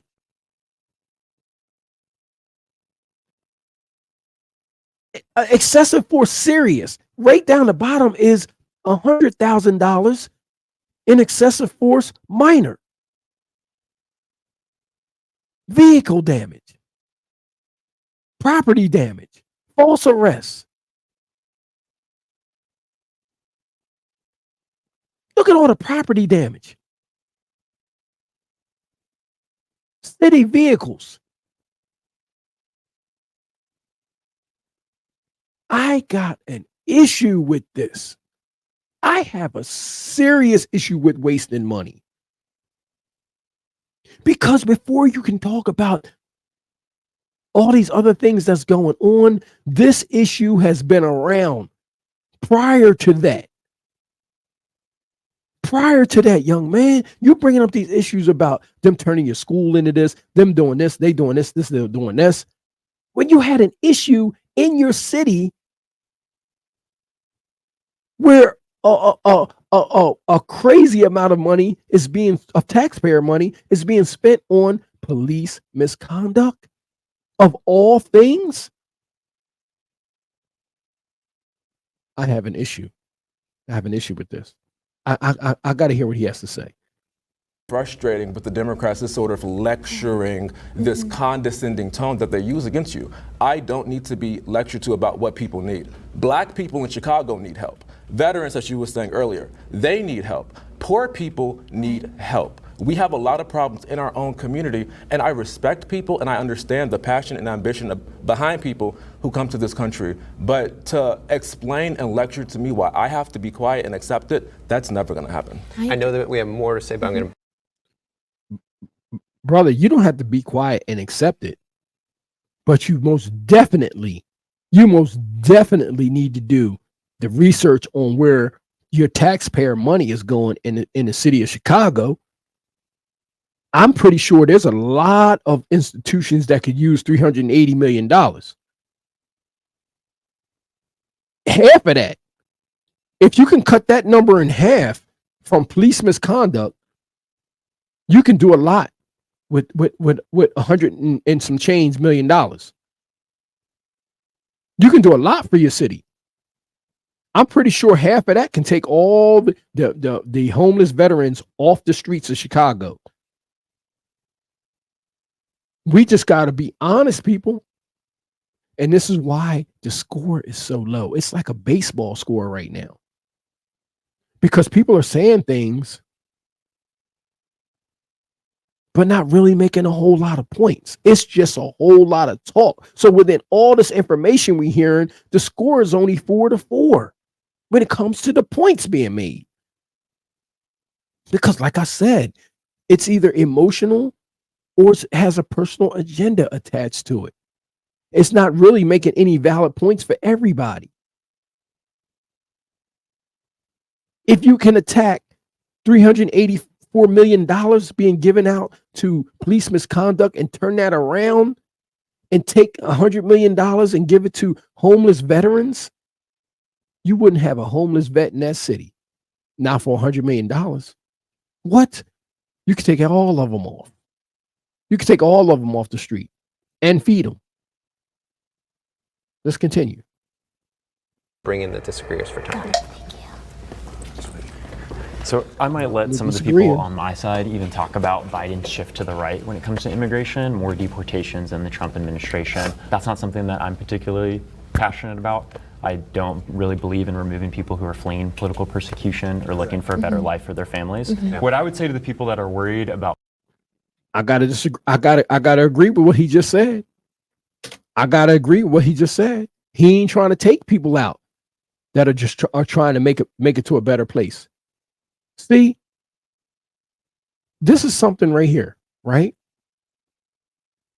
This is why I gave him a point. This is why I gave him a point, because I think that some people may have forgotten about this.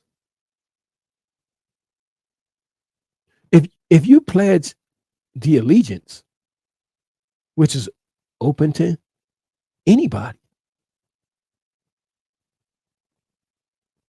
I just showed you what liberty was, the definition of liberty. See, look, people, all we got to do is just bring out the factual information. If you're pledging allegiance to the flag of the United States of America and to the republic for which it stands, one nation under God, indivisible, with liberty and justice for who? Does that say some? Does that say for just Democrats? Does that say just for Republicans? Does that say for just conservative? Does that say just for liberals? No, it says liberty and justice for all. Does that say liberty and justice for Trump supporters? Does that say liberty and justice for Kamala Harris supporters? No, it says liberty and justice for all. That's plain and clear. It's little things like this. It's little things like this that people are forgetting when it comes to the information.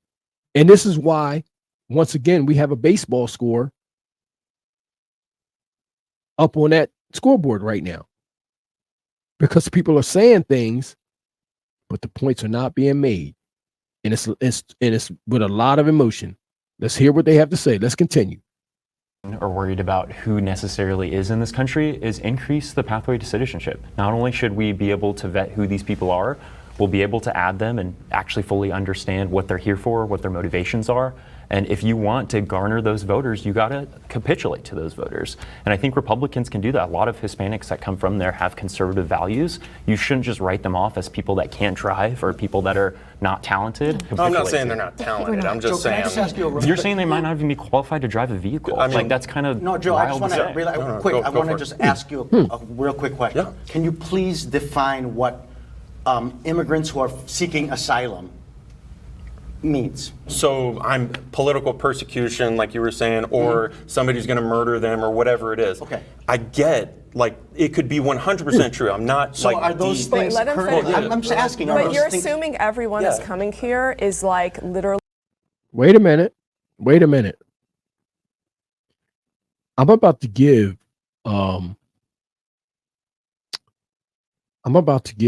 Kamala Harris supporters another point, because the Philippine gentleman, he called him out on asylum, and he started fumbling around. He started fumbling around with the word, but we're not fumbling around here. What is asylum?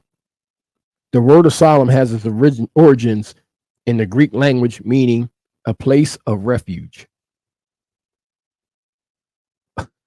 Wait a minute. I'm putting this point up right now. I'm putting this point up right now. Hold on, people. Hold on. Pardon me for 1 minute. I'm putting this point up so you can see it.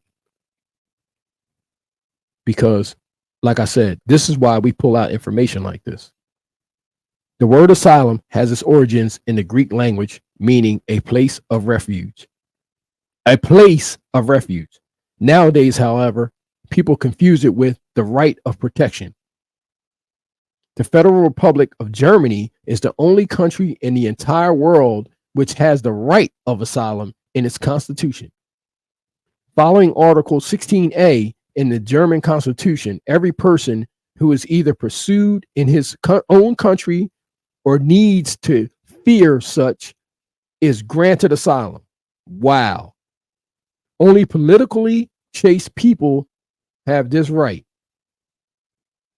To conclude, people from emergency states, such as those fighting civil wars and having poverty and unemployment, are excluded from asylum right. See? It's clear, people.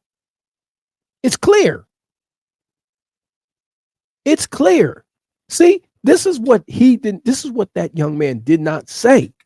That's what that gentleman did not say.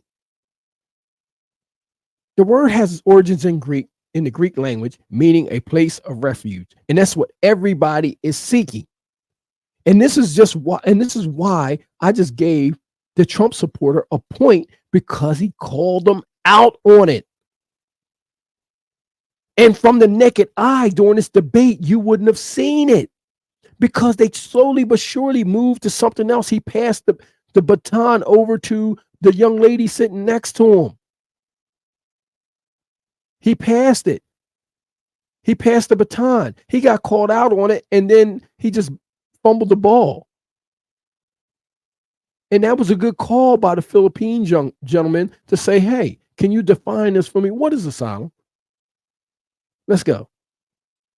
Being shot at like my family was, or actually, but when you see the videos, okay, yeah, but what about your family? Let's talk about your family. So why are we talking about the bipartisan bill where the Republicans if we're had a shouting over each other, chance to we do can't. something about So Joe tried to answer your question. Why are you asking it? I'm asking it because I have a lot of people in the Filipino American community who seek asylum during the Marcos regime. I have a lot of different immigrant families, probably like yours in Iran, who's looked for asylum. See that? He asked him that question based off of experience. That's why I gave him that point, because he's going off of experience here, and that's a great job of him to bring that to the forefront, and that's exactly why I put that point up on the board. And it's 6'4" Kamala Harris supporters, because through experience he has family members or cousins or some type of relatives or friends that were seeking asylum during a certain area, during a certain era, and he knows what it takes. And that's why he called him out on it, just to see if he knew what he was talking about. And I want to hear what he has to say. Asylum during the controversies and the tumult in Iran. And Trump, in his initial presidential election, wanted to ban Muslims from coming to America. It was not a Muslim ban. It was not a travel ban. It was a travel. You're right. It was Muslim shithole countries, which is what he said. Just going off what you said, are they shithole countries? Is Haiti or Somalia? Are you really going to classify? I'm just asking. The term third world is offensive to me. Hold on.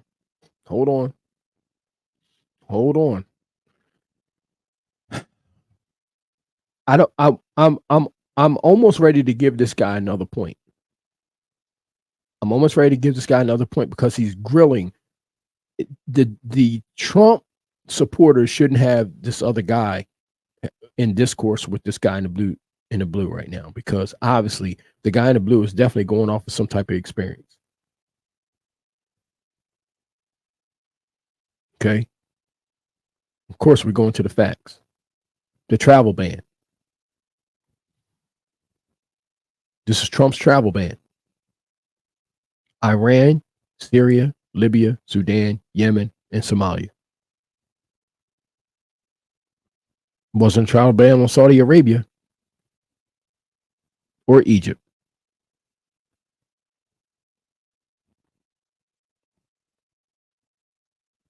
That's all Islamic countries.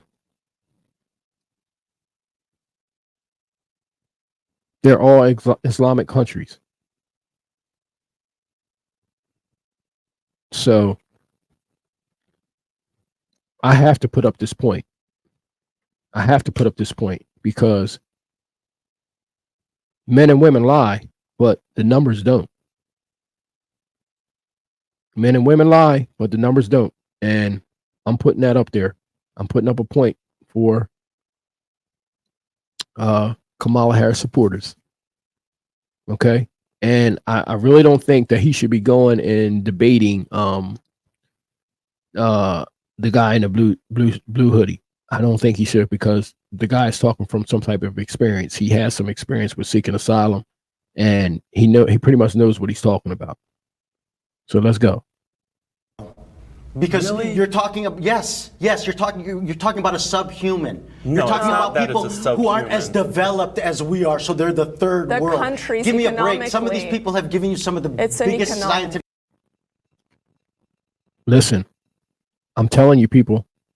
I'm giving him another point. He's talking about third world, and the guy on the other side is denying what third world really means. So you know what we did. You know what we do here at the Scoreboard Keepers. The modern definition of third world is used to classify countries that are poor or developing. Countries that are part of the third world are generally characterized by high rates of poverty, economic and or political instability, and high mortality rates. I'm putting up a point. I'm putting up a point. You see what I'm talking about? You see what I'm talking about? This is what I'm talking about. Ladies and gentlemen, I'm just saying, this is what I'm talking about. When you fact check something, now, if you were just sitting there listening to these guys, if you were sitting there listening to what he just said, you would have believed that he would have been telling the truth about not knowing what third world really means. He changed third world into his definition. Not this gentleman in the blue hoodie. The Donald Trump supporter changed third world into what he knows as being third world versus what it really means. And that's why I put another point up on that board for Kamala Harris supporters. And we don't have a dog in the fight. All we do is check the facts. And the facts spoke against what Donald Trump supporter was just saying. You don't got to get into no back and forths. You let the facts speak for themselves. Let's go. Because he's cooking right now. This guy in the blue hoodie is cooking right now. Innovations in the world. So if you're stoning women after they've been raped. In the Bible, bro, not now. No. I'm from Iran and it happens now. I want to close. They tried to make a point with stoning women, okay? And she's from Iran. Now, earlier when I was showing you about the biblical breakdown of of the land and the property over there, as I told you, that some of the laws in their beliefs are about stoning, right? Some of the laws in their now watch this, people. Watch this. This is why I can't give them a point. This is why I'm telling you about how people are spitting out rhetoric, right? And then if you really look behind it, you really look and dig into it, you'll find out that there's nothing really deep in what they're saying. He brought up stoning women and he wanted it to hit hard. He wanted it to be like, oh my God, they're stoning women and they're doing this and they're I'm from Iran and they're doing it today. Listen, this issue of stoning is not something new under the sun according to what they believe in that part of the world. How do I know that?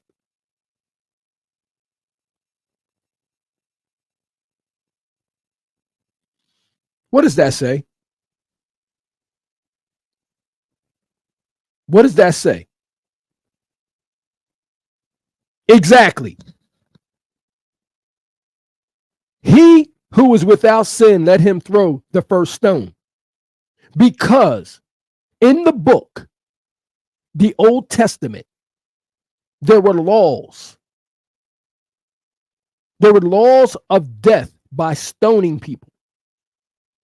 If you broke the laws, you were stoned. There are some people in that part of the world that still live by these laws. That's where you get this quote from. He who is without sin, let him throw. In the Bible, it says, let him cast the first stone.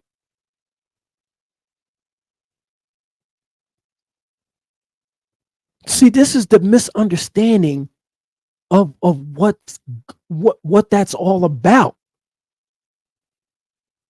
There are some people that still believe they're still living under the old covenant. They're still living under the old covenant. And that's why they still try to live as close to those laws as possible. There's some people that don't believe in the new covenant. Which is why the Messiah who died for your sins took care of that, where you don't have to now judge another man or to death, where you don't have to sentence another man to death for their transgressions, because they're now able to repent for their transgression. You're now able to repent for your transgression. So you don't have to stone another man or woman to death. But acting like that wasn't something in that part of the world, it's not being honest to the people. And you're not telling them why. And that's why I brought that. That's why I had to show this. And that's why I'm showing you why they're not getting a point. Because they try to use that as like they are stoning people. And they wanted it to be so impactful and so powerful. They wanted to touch on your emotions and hit you so emotionally hard that you'd be like, what? They're doing what? I'm from Iran and they're doing it today. That's nothing new in that part of the world of Iran. If you went to Iran and you brought up stoning, it would be like, okay, yeah, that's what they've been doing for 8,000 years. They've been doing that for 8,000 years. It was a part of our culture. But they bring it here and they wanted to have this force and not knowing why. Well, we went back to the source on it, and that's where it comes from. It's biblical. It was a part of their culture, and when you tell it to somebody here that never been a part of that culture and don't know where it comes from, then yes, it's going to have some type of impact on you that could probably knock you down. But when I heard it, I knew exactly what she was talking about, but I also knew that she was just throwing it out there so it could hit somebody harder than what it would to somebody that knows the history of it. Let's go. No points for you. On Eric's point, Eric, what are you saying that it's the U.S.'s responsibility to take people in who are seeking asylum? I'm saying that Ronald Reagan said that the United States was a shining city on a hill, right? That's the basis of your guys' philosophy, right? What are you saying? Let me tell you something. Let me tell you why this guy right here is putting up some big time points for this Kamala Harris team. He's putting up some big points because he went into the third world, right? But guess what? Guess what, people? I'm going to tell you why I'm giving him another point. And it's 9-4. It's 9-4, and they're pulling away because he didn't even mention first world. Third world, right? He said a third world country. So if it's a third world, it has to be a first, right? Or a second, possibly. But I just went to the first. The first world, an antiquated term for developed and industrialized countries characterized by political and economic stability, democracy, the rule of law, capitalist economies, and high standards of living. That's first world. That's us. That's the United States of America. At its best, at its finest, that's the United States of America. That's why people are seeking asylum to the first world. That's why people are seeking liberty to the first world. That's why people are seeking those two terms, liberty and asylum, because they know that there's a first world out there. It's 9-4, Kamala Harris. And we don't even have a dog in the fight. We're just going off of the information. We're just going off of the information. We're just breaking it down meticulously. Let's go. I'm saying that this has been and has been forever a country of immigrants. Why can't they stop at the other countries they stopped at to get here? That is my only point. Did y'all hear what he just said? Did y'all hear what he just said? The dude went. He said, this is and has always been a country of immigrants. That's what he said. This is and has always been a country of immigrants.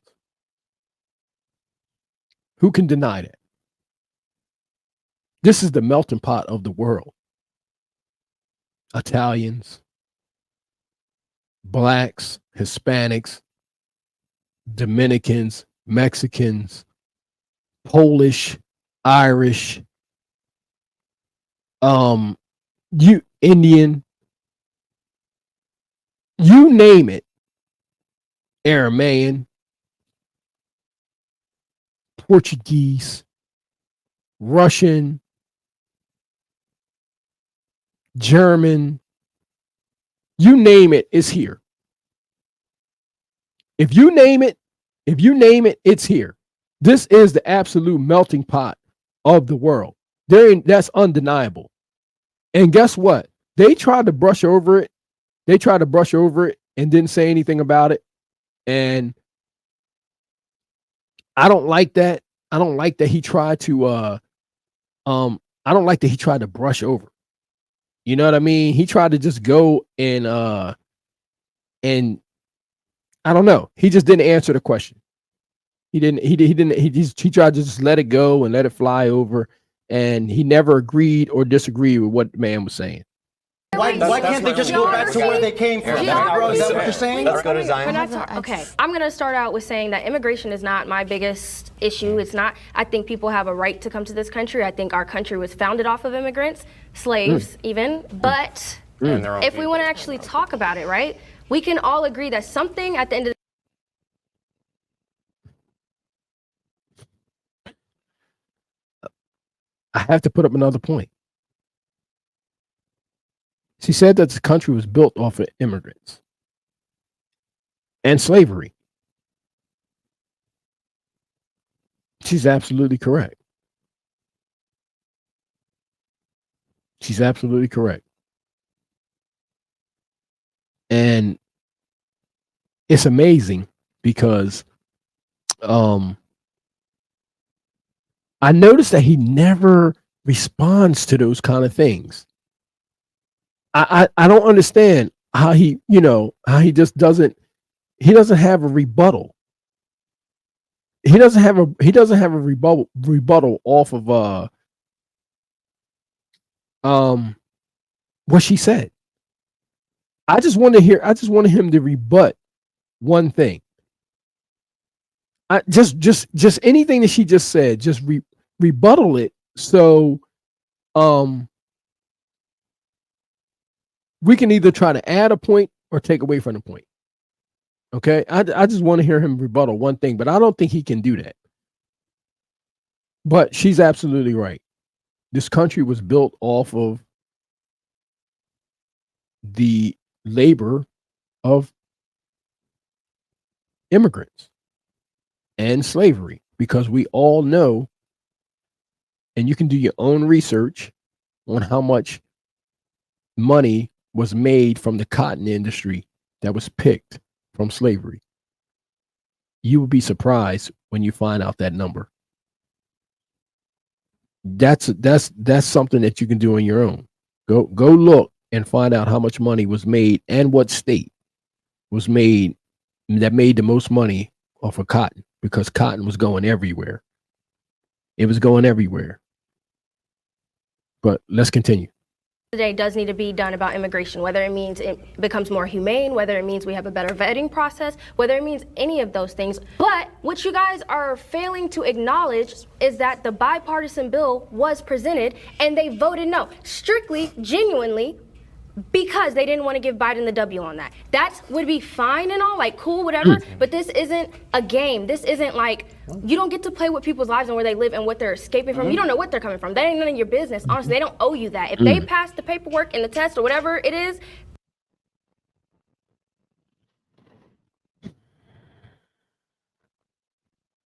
You seen it. You seen it. She said, if they pass the paperwork and they do everything they're supposed to do, then it's none of your business. They don't owe you any explanation. And that goes back to the definition of liberty and asylum, where people are free from ownership, dictatorship, and any other kind of ship, slave ship, and any other kind of ship. Okay? Their liberty and asylum, the two definitions I told you, it's what they were seeking, exempts them from that, and at that point, it's none of your business.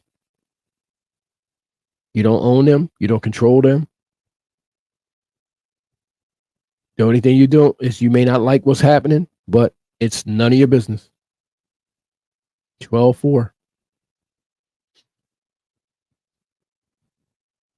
they don't owe you explanation on why they came here. So I think it's really funny when Democrats, Kamala Harris supporters bring this up, because when people bring it up, they bring it up as this like big gotcha, like, oh my gosh. And part, you guys are right. Like, okay, why would Republicans, go back on this? So I do understand that part. But my question is, why did it take them to election year, a few months or 6 months before the election? I believe it was 6 months before the election. Now they want to put forth this bill. Definitely If the a coincidence. Biden administration and now Kamala Harris wants to be president, I think it's completely legitimate to say, you were in office since 2021, Biden and Kamala. That's when they came in office. You waited until 2024 to put together this Republican bill. And might I just add, since Democrats are moving on the right on immigration, does it mean that us Trump supporters were right all along? If you want to talk about when we were in office, then why is it when Trump was in office in his first 2 years in office, when he had a Republican Congress and a Republican Senate, and he had been raging about the immigration bill, and Mexico was going to pay for the wall, remember? Why didn't he do it? The only legislation that he passed was a huge tax cut for billionaires, and he made sure that people with mental illnesses could still get guns. And when he was presented with those are literally the only two legislations. All right. I got to cut you off. Let's hear from Sheila.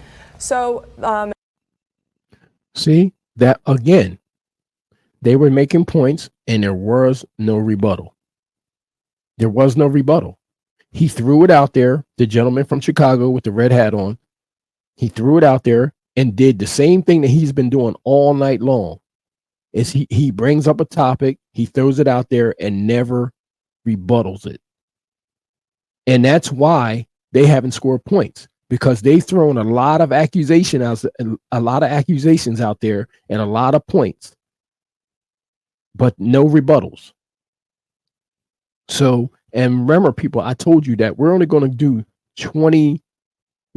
half of this video because it's going to be in 2 parts.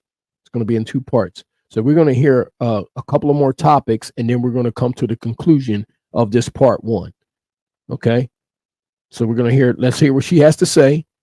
And at this point right now, you can see the score. Kamala Harris is in the lead. Kamala Harris supporters are in the lead. Respectfully. imagine the level of gaslighting that you've let in 60 million people already. They're here, and then you say, and we want a border solution now. They are already here. It has already happened, and now you're claiming to say you want to solve it. They're already here. And how is it affecting you? I will tell you, I am a taxpayer. See, she just did it again. Now, she did it earlier. They're stoning. I'm from Iran, and they're doing it today. Now she's saying they're already here. They're already here. My lady, did you just miss what she said 10 minutes ago, 5 minutes ago, that this country was built on immigrants? You're right. They're already here. Everybody that's here, if not Native American, is an immigrant.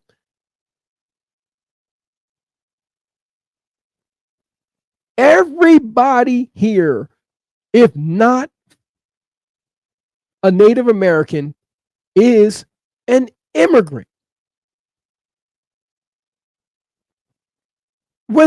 Listen, let me show you another taxpayer. And this is what you're having problems understanding, my lady.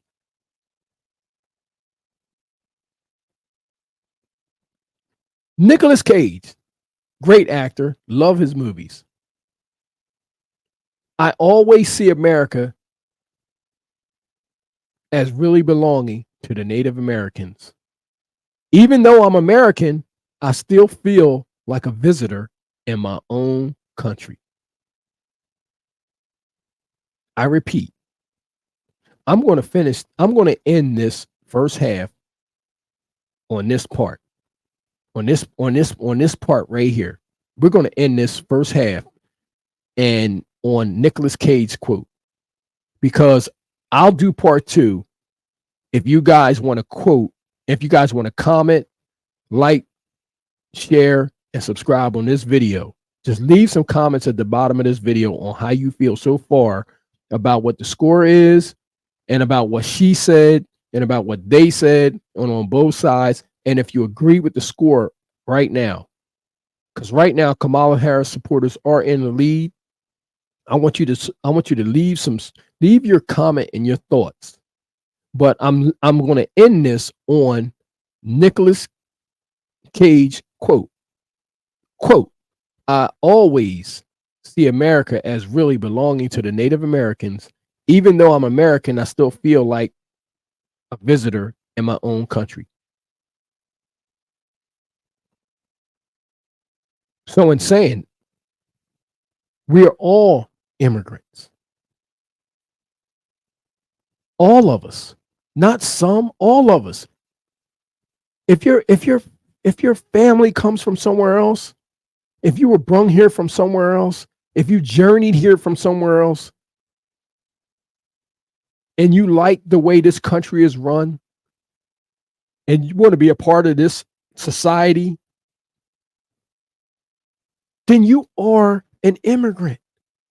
And you make up the United States of Americas. It's just that simple, people. It's just that simple. Listen, ladies and gentlemen, I appreciate you guys for being here today. As I said, we don't have a dog in this fight. We just want to call it like we see it. You know, we just want to put out the truth, and it is what it is. You know what I mean? At the end of the day, the truth is going to prevail over all things. A lot of people can talk and spit out a lot of rhetoric, and they can say a lot of things, but you know, this is why it's so important.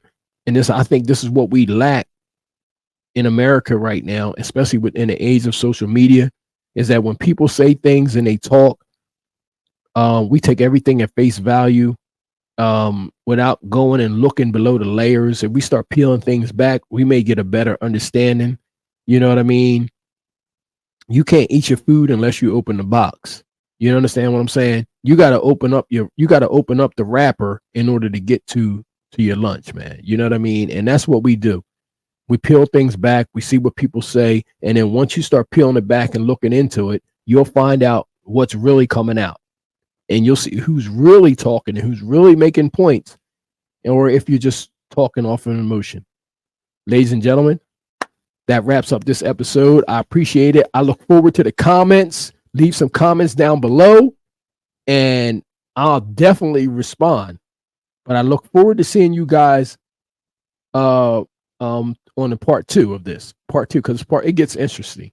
Very. So I look forward to seeing you guys. God bless everybody out there. I look forward to hearing from you, and I'll see you on the next episode.